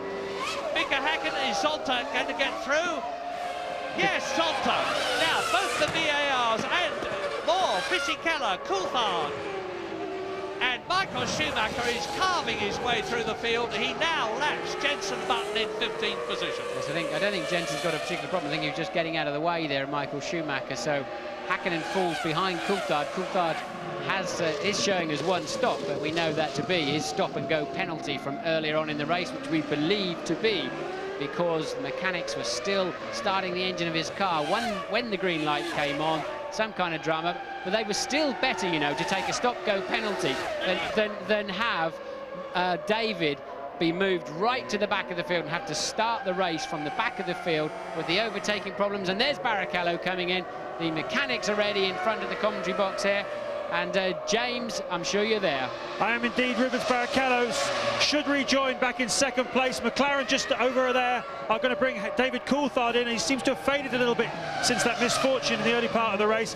Now, most of these guys started with used front tyres and new rears, and everybody has changed onto that, except Rubens Barrichello, who's going with new front tyres. So not quite as much grip, more understeer we expect from Barrichello, but reasonably comfortable. Can Häkkinen attack him in the second half of the race? That's the interesting part now. Yes, but it's raining quite hard down there, I would imagine, James, from what I can see, and I'm sure Barrichello sat there with rain trickling down his visor as Coulthard comes in too for his first scheduled stop of the afternoon. And it really is, it's nowhere near wet enough to change tyres onto wets, of course, but it really is looking pretty tricky out there once again for the second time this afternoon. Yes, because if it rains a lot more and the circuit becomes damp and wet, people who've been in already for a new set of normal dry weather tyres are going to have to come in yet again.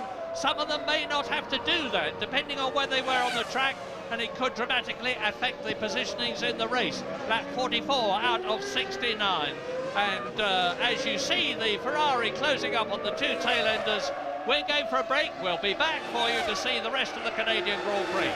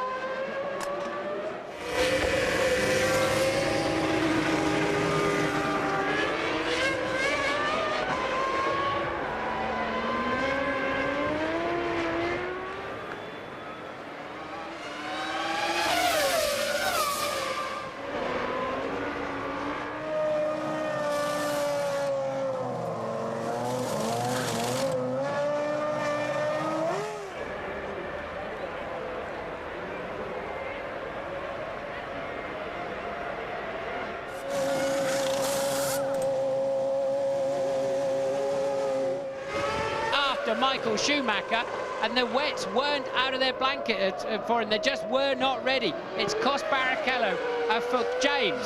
Unbelievable. It was exactly like the Nürburgring last last year, it looked like a unilateral decision by Barrichello because the team certainly didn't have the second supply set ready. They've introduced a new system at Ferrari after that debacle at the Nürburgring last year where Irvine didn't have a tyre. The engineer of the driver holds up a card with the driver's name on it. It's a very clear system. That must have been Rubens' own decision to come in immediately, and he paid a very heavy penalty for it. And then we're just watching BARs queuing up for stops as well, and Coulthard in the pits for wets. But sometimes, James, it's better to wait and queue than it is do a very slow lap or fall off the road because you're on the wrong tyres. So sometimes it is better to just come in and queue. Lap 46 then, and Mika Häkkinen is now second in the Canadian Grand Prix. I've lost track of things. I'm sure he has not been in for wet tyres. No, he has not. Michael Schumacher has the advantage then. He is still in the lead, but he's in the lead on the right tyres, wet weather tyres. Mika Häkkinen visually, you can see, is going a lot slower.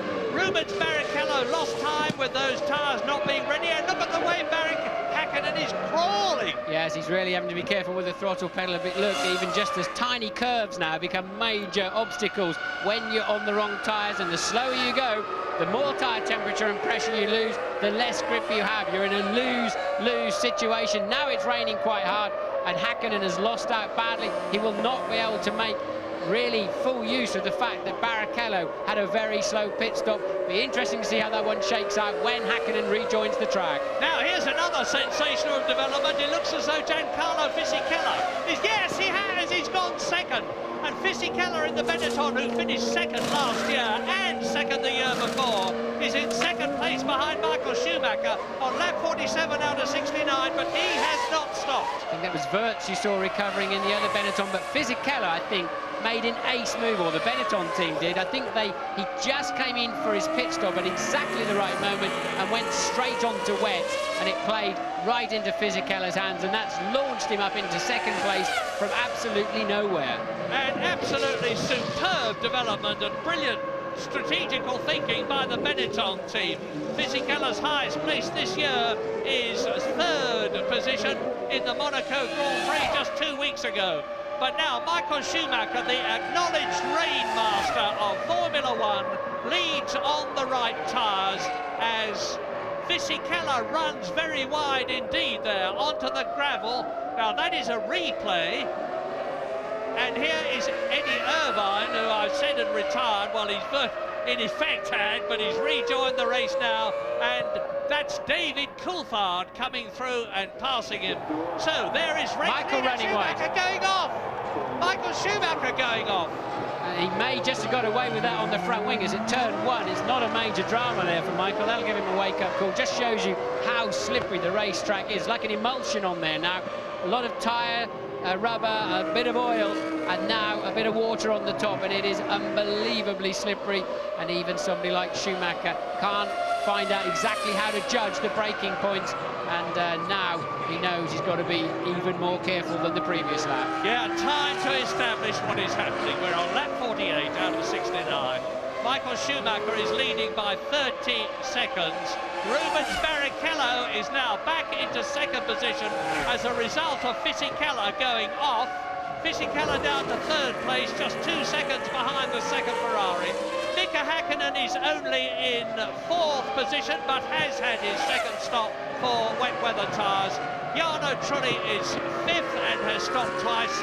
Alexander Wirtz in the Benetton is in sixth position, but he has only stopped once. Yes, you see Barrichello is now 20 seconds ahead in second place of fourth place man Häkkinen, so it was definitely worth him waiting in the queue, and it cost Häkkinen dearly to be tiptoeing round on the wrong tyres. Yes, it's not looking like Häkkinen's season at the moment. Admittedly, there's a long way to go. This is race 8, there are 17 races. But if Michael Schumacher can keep it on the island and stay where he is, he's extending his World Championship lead over Mika Häkkinen and, of course, David Coulthard, who is out of the points at the present moment. David Coulthard 12 points behind Michael Schumacher. Schumacher on a potential 10 points for a win. David Coulthard on a potential no points, unless he can improve at least 3 places from 9th to 6th. And this is the wet, tired shod Mika Häkkinen trying to close up on Fisichella, who is 18.18 seconds ahead of him. Villeneuve and Ralf Schumacher. Villeneuve in the BAR, Ralf Schumacher in the Williams, and they are respectively in 10th and 8th, or were, but there's been a change there as over the line goes the McLaren of Mika Hakkinen, who is carving into Fisichella's lead. He's taken 2 seconds out of Fisichella's lead on that one lap. But now we are 20 laps from the end of the Canadian Grand Prix. We've had 2/3 of it. We're on lap 49 out of 69. And Mika Hakkinen is only looking good for 3 World Championship points at the moment. There's Fisichella. Now he's 4 seconds behind Rubens Barrichello. That's Gaston Mazzacane, who has been lapped. And the prophecies about rain have turned out to be exactly right. They're running off the track left, right and centre. Fisichella. That's a different falling off the road there for Fisichella, so that's twice he's been off now, but he's still managing to maintain second place. Barrichello, best part on the previous lap, best part of 3 seconds faster than Michael, but of course we saw Michael scampering through the gravel trap. That's why he would have lost that time. And they're now 2 to 3. The 2 Ferraris are 2 to 3 seconds faster than just about anybody else on the road. Yeah, well, there is Giancarlo Fisichella, who's one of the highest paid Grand Prix drivers of them all. And notice in the last corner they didn't go anywhere near the wall now, because that's a glossy piece of green painted concrete to look like grass, and it's an absolute no-go area in these conditions, so you won't see them playing hero with the wall now. And if it's difficult in dry weather conditions, as I was explaining earlier on, with the walls around them and the Armco, just imagine what it's like now with traction at an absolute minimum as they try to balance 800 horsepower and still keep the... And there's one of the arrows with a right, he's gone into the right rear, and it's Pedro de la Rosa. Pedro de la Rosa from 12th position. Park it, Pedro. No, you're not going anywhere. You should have taken that opportunity with the open piece of tarmac there. There is no point whatsoever in recovering that car to the pits. Out of the race, here's Schumacher. Michael Schumacher leading on lap 50, coming through to completed. Take it easy there, Michael. That's where you went off last year. And as Martin points out, they keep right off for green-painted concrete now. And this is what happened to Pedro de la Rosa. He runs wide onto the grass, across the track. And coming up behind him, it's Pedro Diniz that put him offline, I guess. Pedro Diniz. Oh, yes, they touched, look, Marion. They put him straight into the wall. That was a nasty little moment there on a high-speed part of the racetrack. And then this is clearly a replay of what we've seen. And that's Irvine. He's kept the engine going. I don't know which corner it is exactly. It looks like turn 2 again, possibly. So, no, he's got a problem too, because it's spun immediately round again. So quite clearly, Irvine has got a rear suspension problem. Michael Schumacher leads by 27 seconds. You're going to see a play of Irvine now, replay, having a very silly spin. And I don't know why, he just cannot keep that going in the right direction. Now he's out, now he looks like he's out of the race. Michael Schumacher leads Barrichello, Fisichella, Mika Hakkinen, Trulli is 5th, Wirtz is 6th. Look out, it's a break.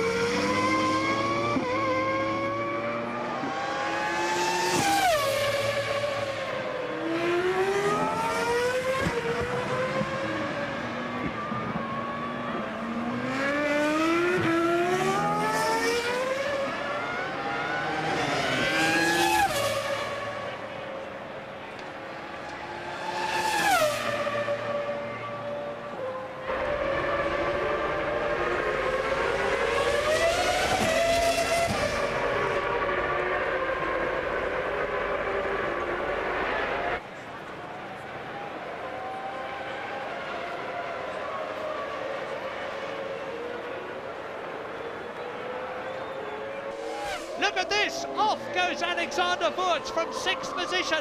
Behind him, Jos Verstappen. And Ralf Schumacher is coming up there fast in the Williams.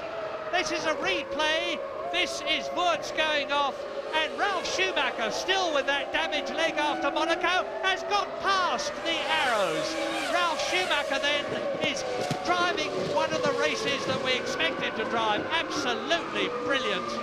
And this rain is causing people to go off left, right and centre. We've got Irvine, Salo, Alesi, Heidfeld, Frentzen and Herbert out of the Canadian Grand Prix. And Jos Verstappen is attacking now. Here he is. Yeah, Verstappen now trying to come back at Ralf Schumacher and gets up the inside beautifully. Brave move there from Verstappen. Hangs it all together and grabs that place back, having had a trip across the grass. Fell off in sympathy with Wurz, who he was racing with. Often, if the guy in front of you goes off, you get sucked into the corner with him, braking too late. He scampered across the gravel trap. Ralf hijacked that place and Verstappen said, I'm having it straight back, thanks very much. And we've seen great straight line speed from the arrows all weekend. Look, just got track position and then didn't panic, didn't jump on the brake pedal too hard. Mature piece of driving there from Verstappen. Yeah, they're incredibly quick, these arrows, in a straight line. Race after race they've been fastest in individual race sectors. And Jos Verstappen, Jos the boss, as they call him in Holland, is a very determined race driver. He's driven for Tyrrell, he's driven for Stewart, he's driven for Arrows, he's back again with Arrows, and not many drivers get a second bite of the cherry after they've had to leave Formula One. Well, he's proving that he richly deserves his place, and David Coulthard now is coming up. He is in 9th position behind Ralf Schumacher. I think that was Coulthard possibly being passed by Villeneuve actually, but it's a long shot. There's Villeneuve and he's coming into the hairpin now. He's still behind Coulthard, so I don't know what the previous action was, but that's Villeneuve down in 10th place. He came in for a pit stop when it's just started to rain and went for slicks and was coming out of the pits, thumping the steering wheel, knowing he'd made a bad mistake. He should have been on wet and had to pit the very next lap.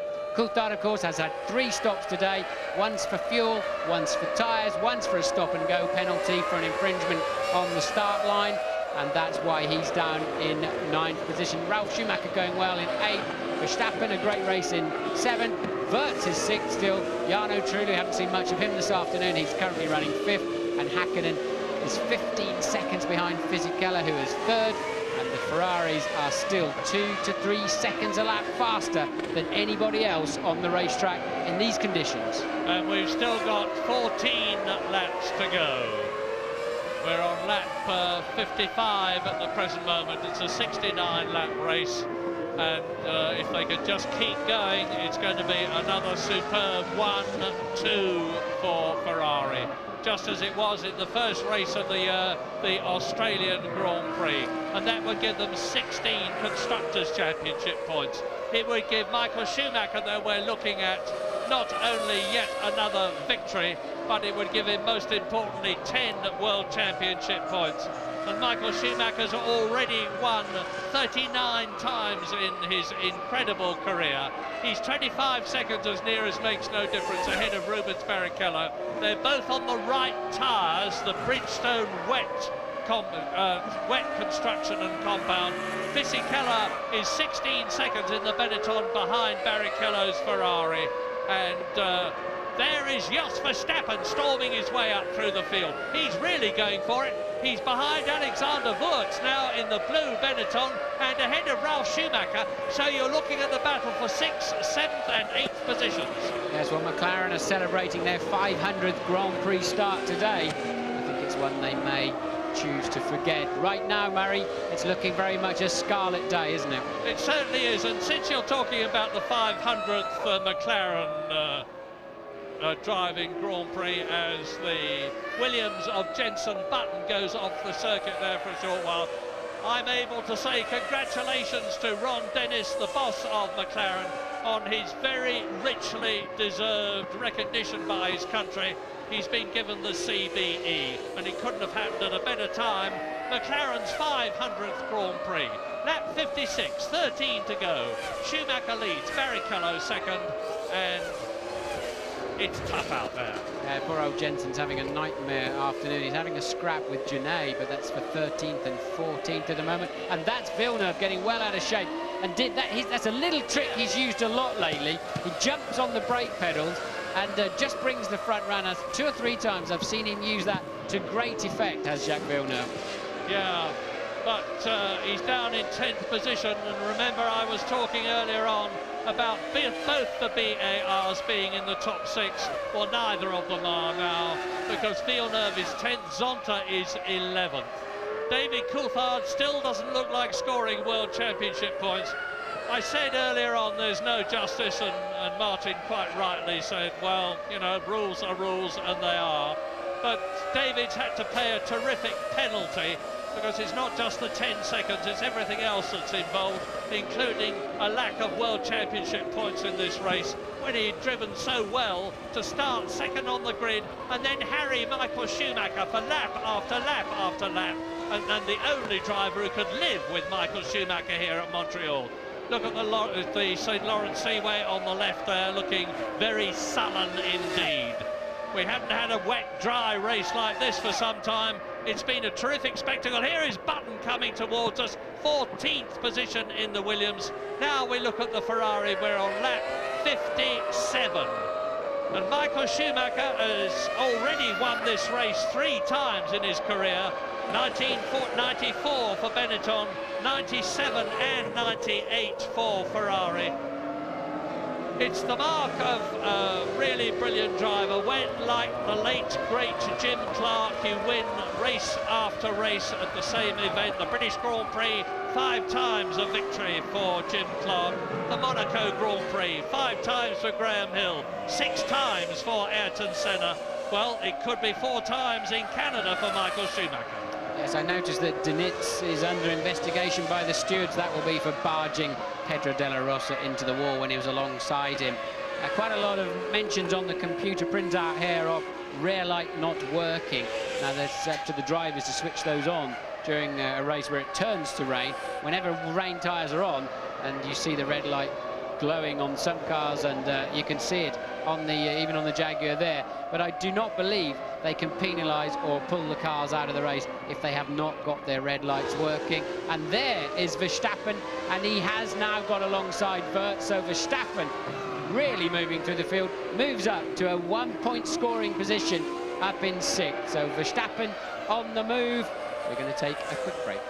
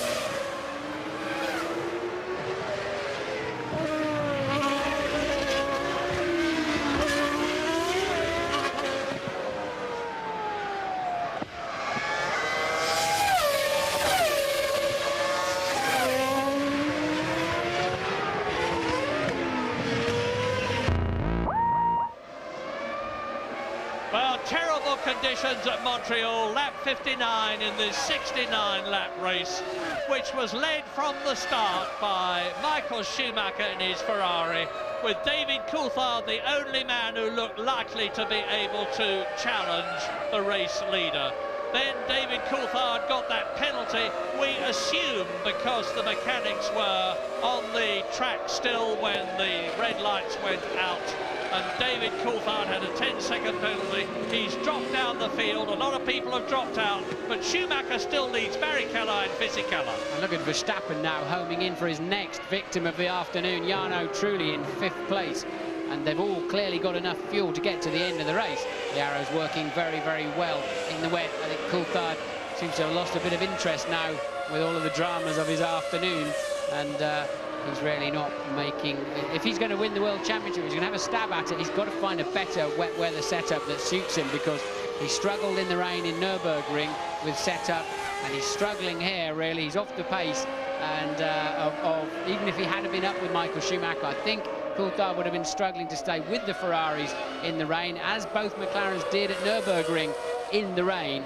So McLaren have really got to have themselves a better option for when we've got changeable conditions. Michael Schumacher's lead down to 17.8 seconds now, and you've got to assume that he knows Barrichello may be allowed to catch him, which he most certainly is doing by over 2.5 seconds on the last lap.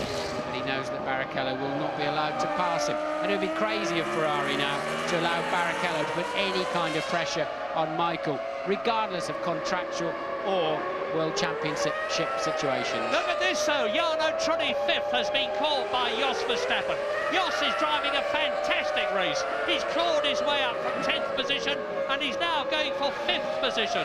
Arrows have got championship points this year already, but Jarno Trulli turns in, and Jos Verstappen is thrusting at the rear wheels of the Jordan all the time, and just behind them is Alexander Wurz. So while you watch that, let's just talk constructors. Ferrari very strong, 1st and 2nd. Benetton just 1 point in the points, 1 position in the points. Fisichella is 3rd. McLaren only 1 car in the points, and that's Mika Häkkinen down in 4th position. Jordan just 1 car in the points, Jarno Trulli 5th place. And Jos Verstappen for Arrows is the only one, because De La Rosa is out of the race, and Jos Verstappen is either going to go through. Yes, he is! Jos Verstappen, brilliant, goes through into 5th position. Yes, Trulli is seriously cautious under braking. Verstappen must have seen that with great joy when he cruised up behind him, and that was like taking candy from a baby from Verstappen. The Verstappen of old would have charged in earlier on and taken at least 2 wheels off of each car. This one positioned the car nicely, look, and was still able once again to get the front of that Arrows in. And we know it's got tremendous straight line speed as well. So it's not as if he's carrying a bucket load of wing either, Murray, that's giving him this advantage in the rain. For some reason, the Arrows is just beautifully balanced in these conditions. And Jos Verstappen is a very tidy and a gigantically determined driver. As we watch Michael Schumacher on his 61st lap. He's done 61.5 laps to be exact. He's coming down the return straight now, down towards those turns 14 and 15. The right and left-handers, the left-hander which caused so much trouble last year. Michael will be mighty cautious, knowing that he's still got a 16-second lead over somebody who's not going to be allowed to challenge him, because like it or not, and some people don't, Formula One is a team event, and Ferrari will want their cars to finish 1st and 2nd, and not to be fighting each other for position and potentially taking each other off in the closing stages of a race, which could be the turning point of both World Championships. There's Barrichello across the line. Now he's 16 seconds behind Michael Schumacher, and he's 21 seconds ahead of Fisichella. And Rubens not making mistakes by going out wide in the corners. That's where the grip is, off the racing line. The tarmac somehow is a little bit fresher out there and a bit greener, as they say in some respects, but it somehow gives you more grip in the rain because there's no tyre rubber out there. And you take a go-kart line, you go in, you can run very, very wide. Coulthard getting very close once again now to Ralf Schumacher. That's Trulli backing them all up. Yeah, this is the battle of the race. Trulli is 6th, Wurz is 7th, 8th is Schumacher, 9th is David Coulthard, 10th is Jacques Villeneuve that we're riding with now, with Ralph Schumacher, David Coulthard's car ahead of us. So David Coulthard in 8th position, Jacques Villeneuve, who was 3rd for so long, he was 2nd in the race. He slipped down through the order to 10th position, and off goes the Jaguar again of Eddie Irvine, who is down in 16th position. He's been lapped 3 times, and you're seeing 1, 2, 3, 4 cars, and now they're all coming up to lap Eddie Irvine, and they're led by Jarno Trulli. Coulthard having a stab up the inside there. Ralph Schumacher didn't make it. Eddie Irvine's had a nightmare of an afternoon, hasn't he? He's going to end up being at the start of the next race if he's not careful. He's so far behind now, but all credit to him, at least he's carrying on. But this is, look at this, this is real motor racing. Lap 3, 6 to go at the end of this one. Schumacher looking good, but Villeneuve trying to get past Coulthard. Coulthard trying to get past Ralph Schumacher, who is trying to get past Alexander Wurz, who is right behind Jarno Trulli, and they all go underneath the bridge and down towards turn 10, the casino hairpin, even in these conditions, doing about 170 miles an hour. Incredible. Yes, and you saw Villeneuve still fighting his car a good 200, 300 metres out of the corner, and that often is the case as the torque of the engine, as you come into the peak power delivery, it can just loosen and light up the rear wheels once again, unexpectedly in these conditions. Now this could all end in tears because they're driving through great balls of spray, knowing that they're very close to the car in front, that the car behind them is very close to them. If there's one false move, they could take each other off. Coulthard very slow out of the last chicane. Surely Villeneuve's going to have a run at him now down into turn 1. They're just out of the picture you're looking at. Truly being super cautious. No, Villeneuve nowhere near. Coulthard running wide yet again. But it's a slow corner there. Must be 35 miles an hour in the rain. I'm surprised they're not staying inside more there. I used to find in the rain here a lot more grip on the inside. Tremendous grip between turns 2 and 3. You had to get back across the track in a bit of a hurry to get an entry into 3. They don't appear to be using that line anymore. We're with Jacques Villeneuve in the BAR, chasing David Coulthard's McLaren. You can see that they've got the obligatory rear lights switched on, which they have to switch on when the conditions of visibility are bad. And they're certainly bad now, because as I said earlier on, you're in effect driving into a solid ball of spray, knowing as Didier Pironi suffered very badly at Hockenheim years ago when he went into the back of Alain Prost Renault, and that finished his racing career, that one false move and you're going to be in major trouble. We're on lap 64.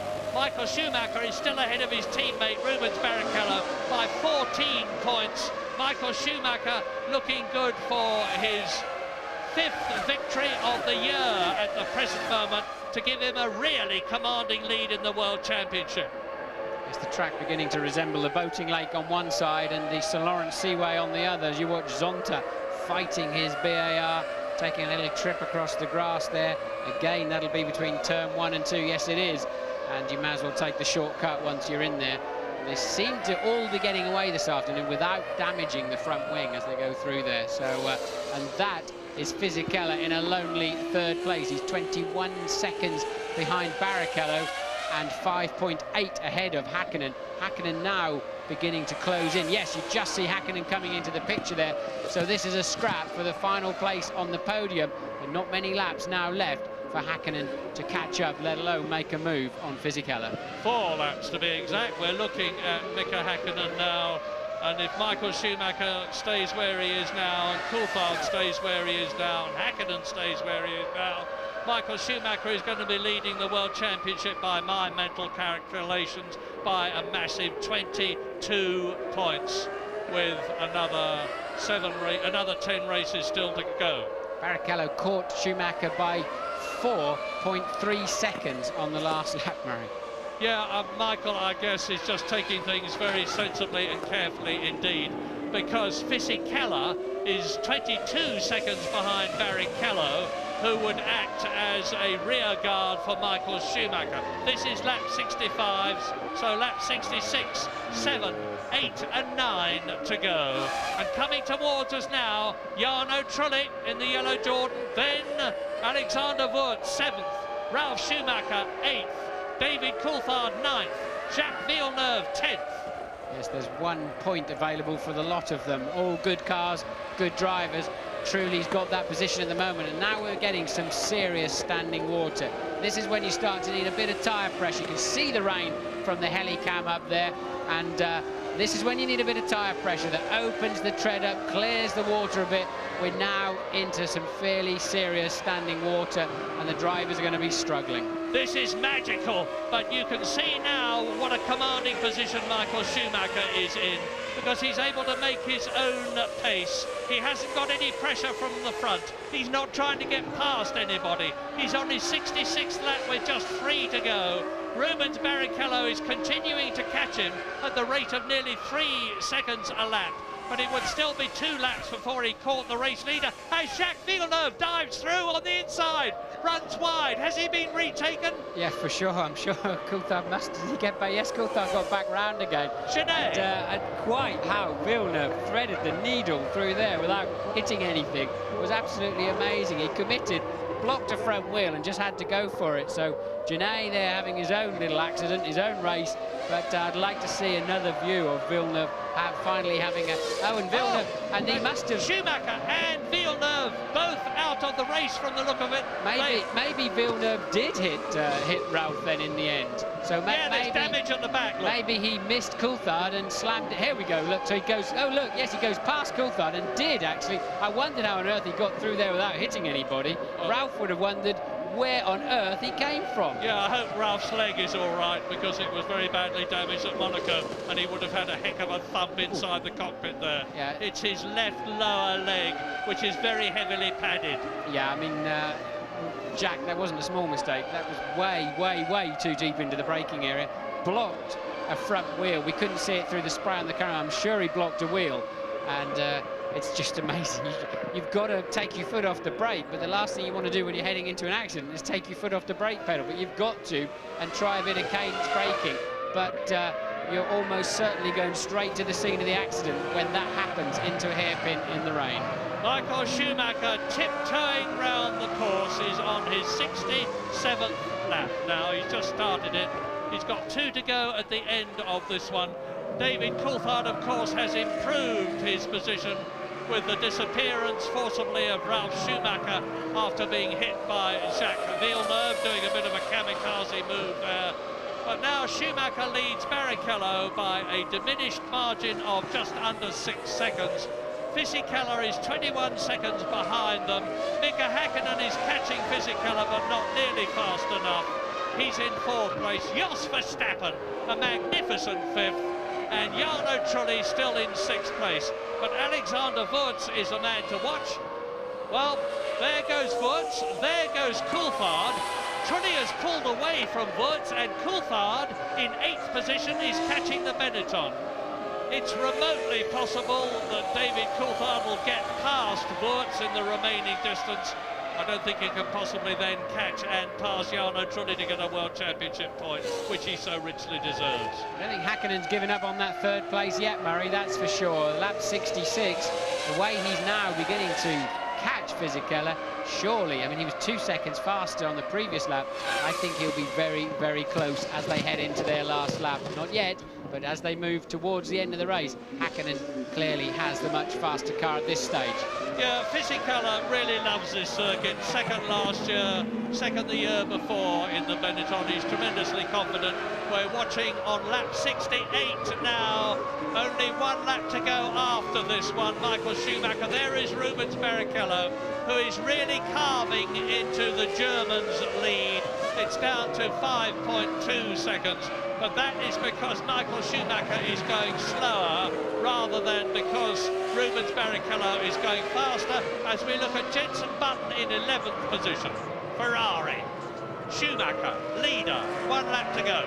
Yes, Jenson may be hoping to unlap himself, and that's your best way of scoring any sort of gains on the last lap if people trip over each other with a do-or-die effort. But Jensen a long way down the field in 11th place. So Michael Schumacher led from the beginning. David Coulthard, the only man that could stay with him because Villeneuve was holding the rest of them back. Coulthard had to make his stop-and-go penalty. That's a Sauber you see recovering, which must be... Salo is out of the race, so that must be Dinitz. So Coulthard making the stop-and-go, coming back in 10th place, hasn't really been able to move from that position. Fisichella launched up into the reckoning, and that's Coulthard and Wirtz off the track. Who can scamper back on first? David. Yes, Coulthard gets back on first. So they've obviously had a right, I'm going to brake when you brake moment into turn 1, as Michael Schumacher trying to go as slow as he can. Oh, there comes Coulthard seriously deep, and wow, they actually touch quite heavily, and a piece of front wing coming off there. Wouldn't be surprised if Coulthard doesn't get a little chat with the stewards on that one. Again, coming in from an awful long way back as they move into the final lap, Murray. They are on the final lap, they being Michael Schumacher that you're looking at, and Rubens Barrichello, who is second, just over where he is in the background. It's going to be a Ferrari 1-2, assuming that they could do the remaining mile and a half or so of the Gilles Villeneuve circuit. And I hesitate to say it, but if Michael Schumacher makes this his 5th victory in 8 races, he's going to be a mighty difficult man to beat in the World Championship. Yes, I think had Barrichello not been held up at the beginning too, he would have had a great race today. So close call between, I think, Barrichello and Verstappen for driver of the day, really. I mean, Michael's been peerless at the front. I think Barrichello and Verstappen have driven great races as they've come through the field. 15 corners per lap, and Michael Schumacher is on his way down to turn 10. It's going to be a formation finish for Ferrari. Forza Ferrari, they'll be saying in Italy, and rightly so. Rubens never won a Grand Prix yet, and I remember when I was finishing second, looking just down the road like that, you think, there is a win, there is a Grand Prix win just in front of me. Must be so tempting for him to go blatting past and say, I'm terribly sorry, but I just had to get that first win in. Here it comes, victory number 40, 4-0 for Michael Schumacher, into the last corner but one, out of it, and now Michael Schumacher wins the Canadian Grand Prix by half a car from Rubens Barrichello, who just respectfully keeps his distance but makes a point. As the Ferrari mechanics say, that was a good one. And Fisichella for Italy, Ferrari Italy, Fisichella Italy, and David Coulthard, Mika Häkkinen comes through in 4th position. Jos Verstappen is going to be a superb 5th for Arrows to get 2 World Championship points and do them a lot of good, with Jarno Trulli in the Jordan in 6th position. There are going to be 16 finishers, which is a lot more than we are used to in Canada. 8, 9 or 10 is the usual number of finishers. Time for a break, come back and find out about it more. Get the air from me, it got more and more slippery track and flat.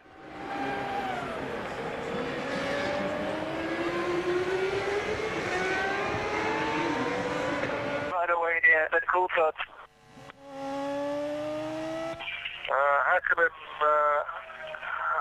Häkkinen finished 4th, Michael, 4th. Michael, that's great. Thank you, that was difficult, but that was good, thanks. Even with Paul, huh? Of course,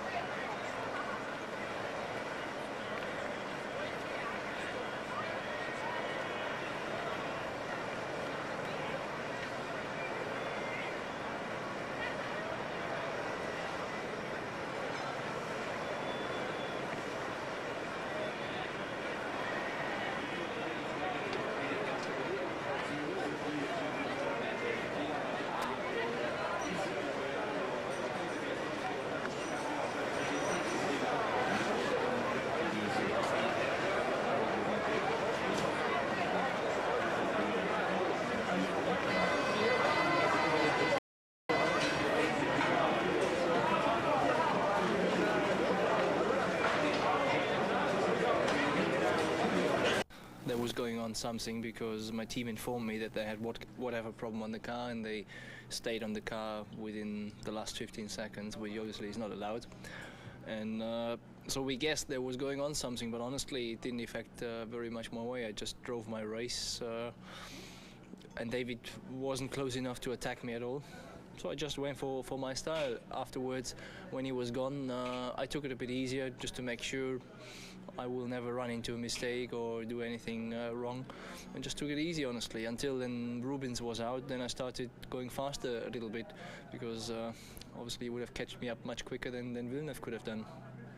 Now, as you said, you were still pulling away very well in that first section of the race. But was your first stop a bit earlier than you expected? There seemed to be people looking at the back of your car when you came in, and you're out of sync with everyone else. Yeah, we had some kind of worry going on through the race. We don't know what it is, but it might just be a sense of failing and giving us wrong information. But as I had such a gap, we took it safe, and I came in early, so they had a look at the car. They couldn't see anything, so off we went. And from that moment on, I just drove a safe race without pushing too hard. Now, just after the rain fell and you changed tyres, you had an off at the first corner. Was it very tricky? Were the conditions very tricky at that point? Yeah, due to the guess we had that we may have a problem and wanted to be safe, we put the brake buttons completely to the front on the car, and that meant that I locked up going into turn 1, and I couldn't stop the car anymore. It's such an easy runoff area that I decided not to risk anything, don't bring the car into a spin, and just went straight on through the gravel. But it wasn't a worry for me, actually. Michael, thank you. Rubens, once again, you seemed to get squeezed out a bit at the start. In fact, it looked like you may have let Jacques Villeneuve through. Was that the case, and did you live to regret it? No, I'm not here to let anyone by. It's just a case that, you know, people seem to do such a good start, because actually a perfect start, because my start wasn't bad at all.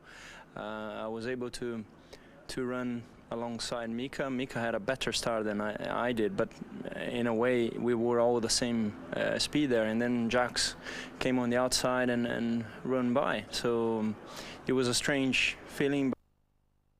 What we missed by 1 or 2 laps, my pit stop. So basically, if I had put the wets on at that time, I would have probably won the race. But it was very close, and I was telling Ross that it was raining more and more. Even though if it was only raining for 10 laps or so, it would still be quicker to do another stop. So, and then they said, okay, so you come in and stay behind Michael. Thank you, Rubens. Giancarlo, another one of your very lucky tracks. It's your 4th time on the podium here, and down to the fact, really, that you changed tyres for your one and only time at exactly the right point.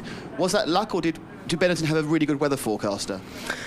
Well, the strategy was obviously for one pit stop, and in my car there was a lot of fuel, the maximum fuel. At the beginning was difficult, so I drove quite safe race. Then when it's starting to raining quite heavy, I called the team, I called my engineers, and I asked to have wet tires. So 1 lap later they called me, and we stopped in the right moment. When you were out on the wets towards the end, Giancarlo, you were being pressurised from behind by Mika, and you had a slight off at the first corner as well. Was that just the pressure, or was that caused by something else? Well, the problem was the downforce. We started the race with very low downforce, and in the wet condition it was very difficult to drive the car. So I drove very, very slowly, and especially after the pit stop, the gap between me and Mika was, I think, 18 seconds. So at the end it was raining very heavy, and for him was so difficult to be behind me. It's a great day for me and for the team. Thanks, Giancarlo. Michael, McLaren had a very bad day today. They were 4th and 7th. You're now 22 points ahead of David, 23 ahead of Mika. We're really effective at the halfway point of the season. Are you thinking about the championship yet? No, there's no need to think about the championship, honestly, because the golden rule is until mathematically you have no chance to lose the championship, that's the moment you can feel to be champion. And that's the way I see it. I have been through almost 10 years in Formula One. I have made many experience in this business, so I want to wait until it's final. Anyway, I want to say congratulations to all the team because they've done a perfect job all weekend, and as well to my teammate because he protected me at the end as I was going very slow just to play safe, and he's a good man. So one day I will pay back for that, and thanks for that. Thank you, gentlemen. Can we have a word from each of you now in your own language, starting with Michael? Ja, Michael Schumacher die graag wilde helpen en in ieder geval niet voorbij ging, want hij was inderdaad duidelijk sneller, maar wordt hem wel een keertje terugbetaald later dit seizoen. Schumacher die ook niet te vroeg wil juichen, daarvoor loopt hij al wat te lang mee in de Formule 1. Hij mag dan nu wel 22 punten voorstaan op David Coulthard. Wil nog niet zeggen dat hij nu al zeker is van de wereldtitel na 8 races. In het geheel niet, er kan nog zoveel gebeuren. Dat hoef je de Duitser niet te vertellen. Die wel een geweldige race reed natuurlijk. Eindelijk weer eens een man die van pole position ook de Grand Prix heeft gewonnen. Voor het eerst in 13 races maakt Schumacher daar dus een eind aan die negatieve score. Ja, de stop-and-go penalty van David Coulthard. Hij hoorde in ieder geval over de radio dat er wat gaande was. Want er werd nog in de laatste seconde voor het begin van de opwarmronde aan de auto van Coulthard gesleuteld. Die moest gestart worden. Conform de regels mag dat niet. Dus wist Schumacher in ieder geval wel dat Coulthard een keer binnen moest gaan komen. Nou, voor de rest was er wel een probleem aan de achterkant van de wagen. Waarschijnlijk een sensor die niet helemaal werkte. Dus werd er eventjes tijdens een pitstop gekeken of er iets mis was. Nou, ze konden verder niks zien. En toen het begon te regenen kwam hij dus nog een keertje binnen om regenbanden te halen. Maar ja, voor de rest eigenlijk een makkelijke race. Barrichello was dus sneller dan Schumacher aan het einde. Maar kent zijn plaats bij Ferrari op dit moment. Dat is ook wel verstandig denk ik voor hem. Werd weer tweede.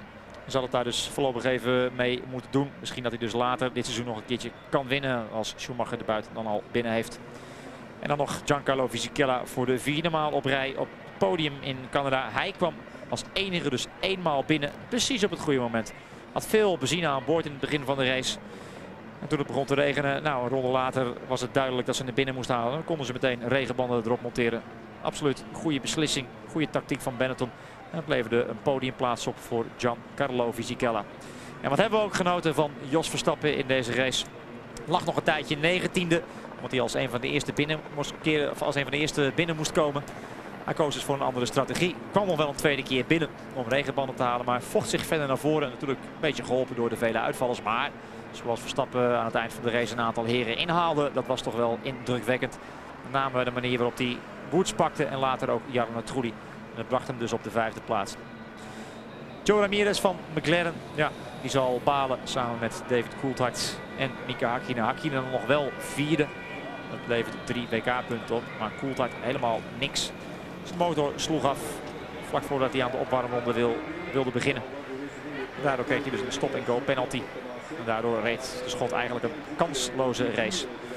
Geen succes voor de local hero Villeneuve. Want die schakelde zichzelf en Ralf Schumacher uit. Nou, dat zullen we zo meteen nog wel even zien. In ieder geval de man op het hoogste treedje. Zijn naam Michael Schumacher. Dus was er applaus van mevrouw Schumacher en ook van Jean Todt. 40 overwinningen al voor deze Duitser. 4 aan de leiding in het wereldkampioenschap. 22 punten voor Coulthard, 23 voor Mika Häkkinen. Handdoek nodig. En Ross Brawn is natuurlijk ook blij. Hij bedenkt het allemaal. Werkte samen met Schumacher bij het team van Benetton. Dat leverde toen al 2 wereldtitels op. Vandaar dat hij op verzoek van Schumacher ook naar Ferrari werd gehaald. Ze hielden het niet droog. Maar ze zullen er geen seconde spijt van hebben gehad. Die toeschouwers hier in Montreal hebben een mooie race gezien. Nu ziet het koud is het niet. Eigenlijk alleen nat. Maar wat maakt het verder uit? Ze gaan huiswaarts. Jammer voor hen dat Villeneuve dus geen punten kon scoren. De man die zo geweldig weg was. Nog een tijdje tweede lag zelfs. Maar daarna weer terugviel. Het Ile de Notre-Dame in Montreal. Decor voor de 8e race van dit seizoen. Met Michael Schumacher dus op pole position. Hoog bezoek voor Jackie Stewart. George Harrison. Hier de hordenloper Edwin Moses. Ja, dat doet hij dan tegenwoordig niet meer. Hij praatte met Heidi, vriendin van David. Häkkinen op de 2e rij. En daar het probleem van David Coulthard. Moest geholpen worden om alsnog te kunnen starten. Bij die start was Villeneuve geweldig weg. Daar aan de linkerkant in het beeld. Häkkinen zit hier voor Barrichello. Maar dat zal later nog veranderen. Maar de grote winnaar was Villeneuve die schoof in één keer op naar de derde positie. En daar kwam Barrichello ook nog even voor Hakkinen. Hier de camera aan boord van de Canadees die registreert hoe goed hij weg was. Kijk naar de reactie van teambaas Craig Pollock.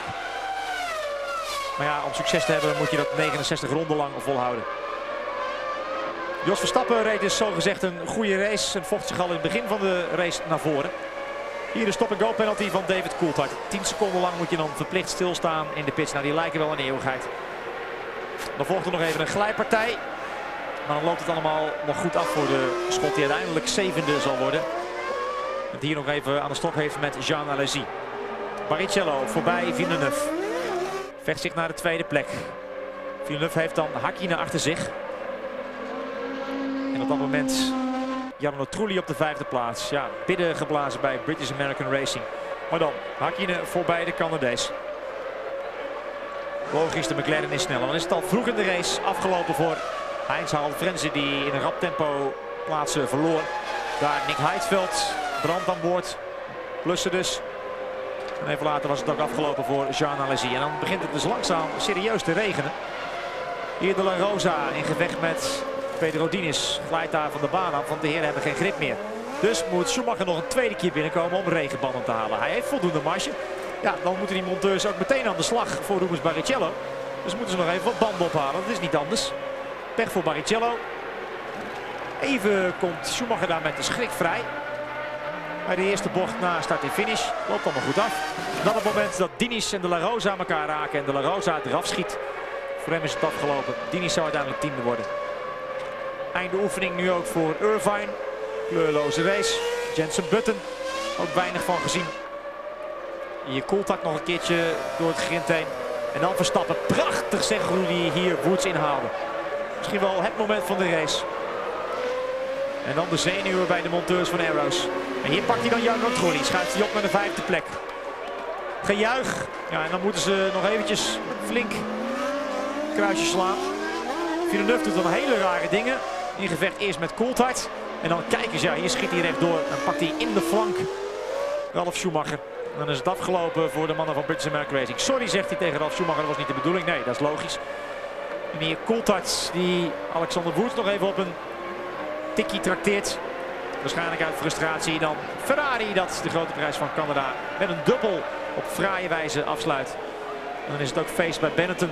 Want natuurlijk Giancarlo Fisichella het podium completeert met zijn 3e plaats. Prachtig. Dit is hem. Fisichella, dus ook knuffels voor hem.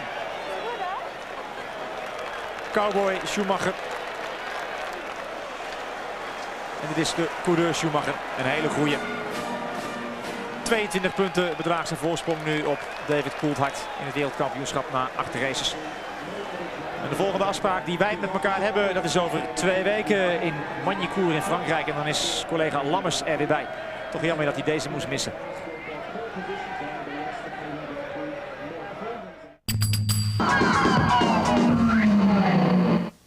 Back with us in Montreal where it is pouring down. Now we have been checking the rule book and I think we've discovered the rule that cost David Coulthard very dearly here. Rule 139. Read it with me here. Before the formation lap, if any driver needs assistance after the 15-second signal, he must raise his arm, and when the remainder of the cars able to do so have left the grid, his team may attempt to rectify the problem. Tony Jardine, let's just take a look at what happened here and why David Coulthard and the McLaren mechanics contravene that. Well, we're surmising at this point that he still had a problem with his clutch and he couldn't get his gears, which is why they had to raise the rear of the car. And now you see the wheel spinning. He's managed to get contact, but the green flag has already been up. He's inside the 15 seconds. They shouldn't have been on there. That's why he got the 10-second stop-and-go penalty. That is dramatic. Okay, well, let's see what David Coulthard himself makes of it all. Here he is now talking to our reporter, Louise Goodman. David, that one went wrong for you even before the start, didn't it? Yeah, when I tried to take up my position at the yellow line, then when I pushed neutral, I obviously let the clutch out too quick to stall the engine. The guys got me started, obviously, before all the grid went away, but there's this ridiculous rule that says everyone's got to leave the car before 30 seconds. I guess it's for safety for the mechanics, but anyway, it deprives the audience of a good race, but there you go. How did you manage to maintain your motivation in that kind of situation? There's always a chance of getting points, and points is what helps you for the championship and the overall in the year. But I spun with the rest, with one of the Arrows cars as well when it just started to rain, and lost a bit of time, and it just, like last year, just too many things went wrong. You're taking a few risks at the end, I see, to get some points. Tell us about that last move on Bert. You know, I didn't even mean to. I just arrived at the corner, and I couldn't see him until the last moment, so I jinked to try and avoid hitting him, and unfortunately for him, I hit his front wing.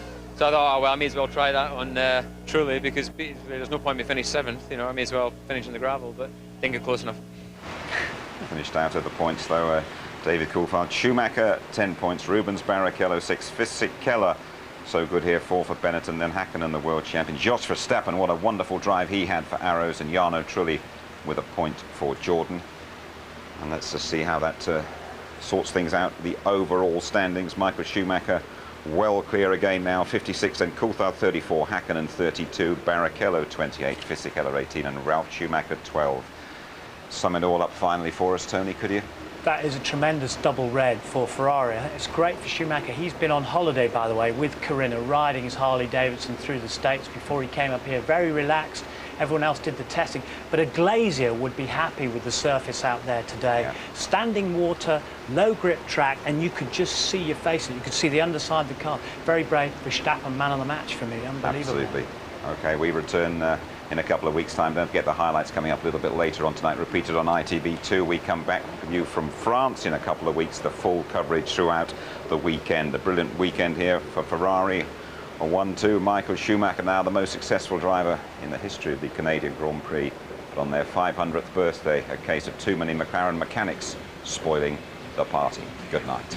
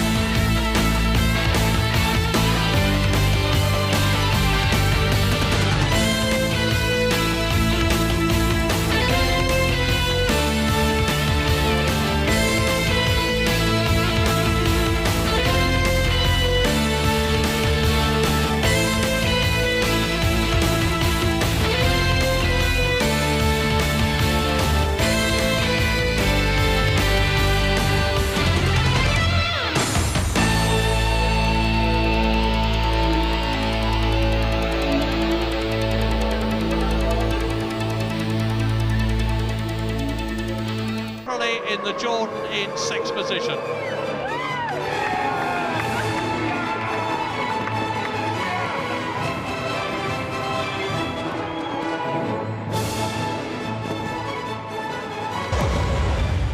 Michael, a fantastic victory, a very important victory for the championship. Very important, as you say, especially due to the fact that Rubens got in 2nd and Mika only 4th and David, fortunately, only 7th.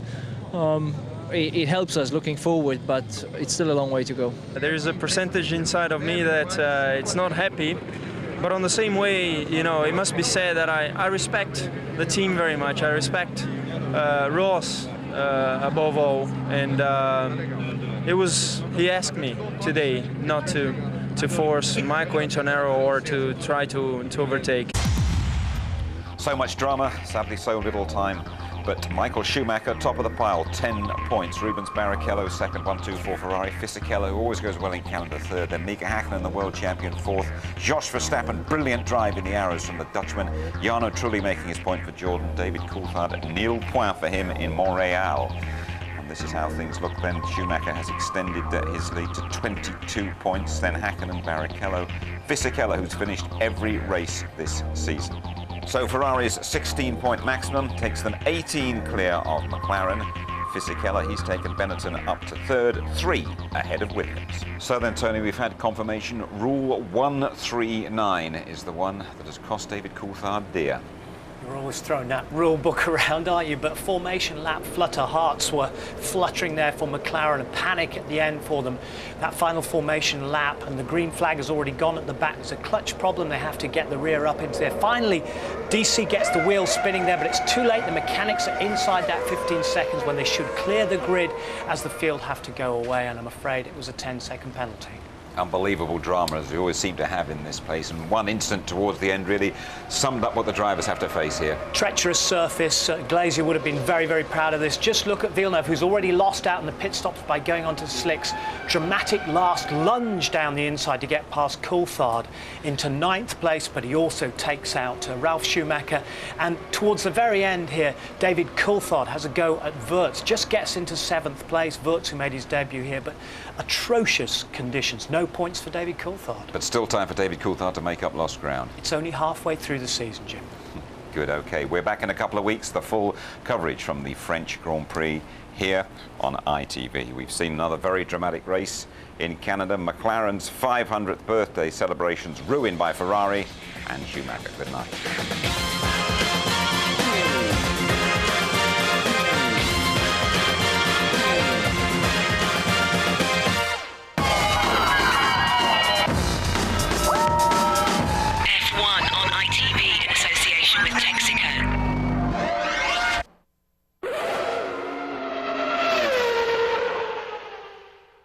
If you would like to know more about Formula One, the website address sponsored by livesport365.com is www.itv-f1.com. Yeah, but very bad luck. What's caused you to retire? Well, it's very disappointing. It seems to be when things start to go well, it always seems to go wrong in the race. Monaco is exactly the same, and this time it's a gearbox problem, because first ran in, I was probably just okay hanging on the back of Fizzy, and then it's the gear change downshifting started to get a little bit slow, so I was losing a bit under braking, and then actually when Ralph passed me, I couldn't get below 3rd out of the hairpin. Of course, he got a run on me, and then the next lap I got all the gears everywhere else, and then at the hairpin again I couldn't go below 4th, and then I couldn't get below 4th overall. I think it was 5th. So talk us through that first corner. It looked pretty busy going around that first lap. Yeah, but the thing, it was nice. It was busy but clean, and that was a nice thing about it. It was good that we didn't have any fracas. Johnny, bad luck. Thank you. Ja, also ein Getriebe. Und das würde für Häkkinen sprechen. Wenn es heftiger regnen würde, hätte der Finne den Vorteil, denn er muss sowieso noch einmal an die Box. Both cars now blown up. How was it going before that? I was going quite good, especially in the beginning. I felt the engine going down before, just a little. I think on the pit stop it just overheated, and I guess it's the same what happened for Jean. Have you been having engine problems in testing, or is this new? We've had engine problems all over the year. I thought they would have been sorted, but we've had 2 problems yesterday, 2 engines, 2 again today, so we have to work on that. Very bad luck, thank you. Ja, Motoren.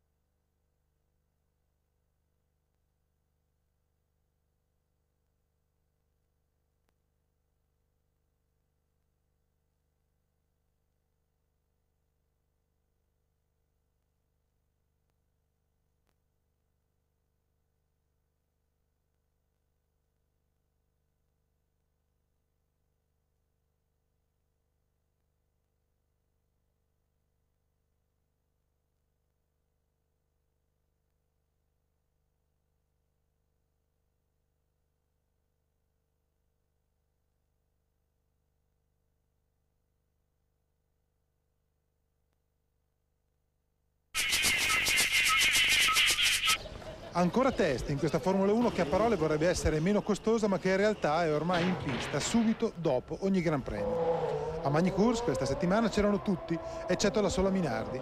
E tutta l'attenzione non poteva che essere centrata sullo scontro in pista fra Ferrari e McLaren, entrambe nei test francesi con tutti i loro piloti.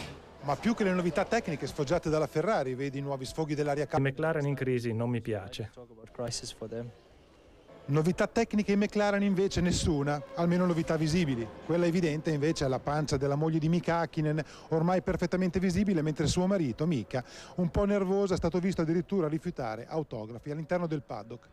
Per il resto questi test a Magny-Cours in un quadro climatico in grande cambiamento, con grande caldo il primo giorno e addirittura minaccia di pioggia il secondo, ha visto parecchie uscite di pista, fra le quali quella di Jean Alesi con la Prost, e anche problemi ha avuto Jarno Trulli con la sua Jordan. Ma ora il grande interrogativo è quali condizioni si troveranno per la gara, il Gran Premio di Francia in programma fra 2 domeniche. Qui il grande interrogativo su un asfalto liscio come un biliardo, troppo liscio, è trovare la trazione necessaria. Vedremo chi sarà più bravo a utilizzare ciò che è stato studiato in queste prove.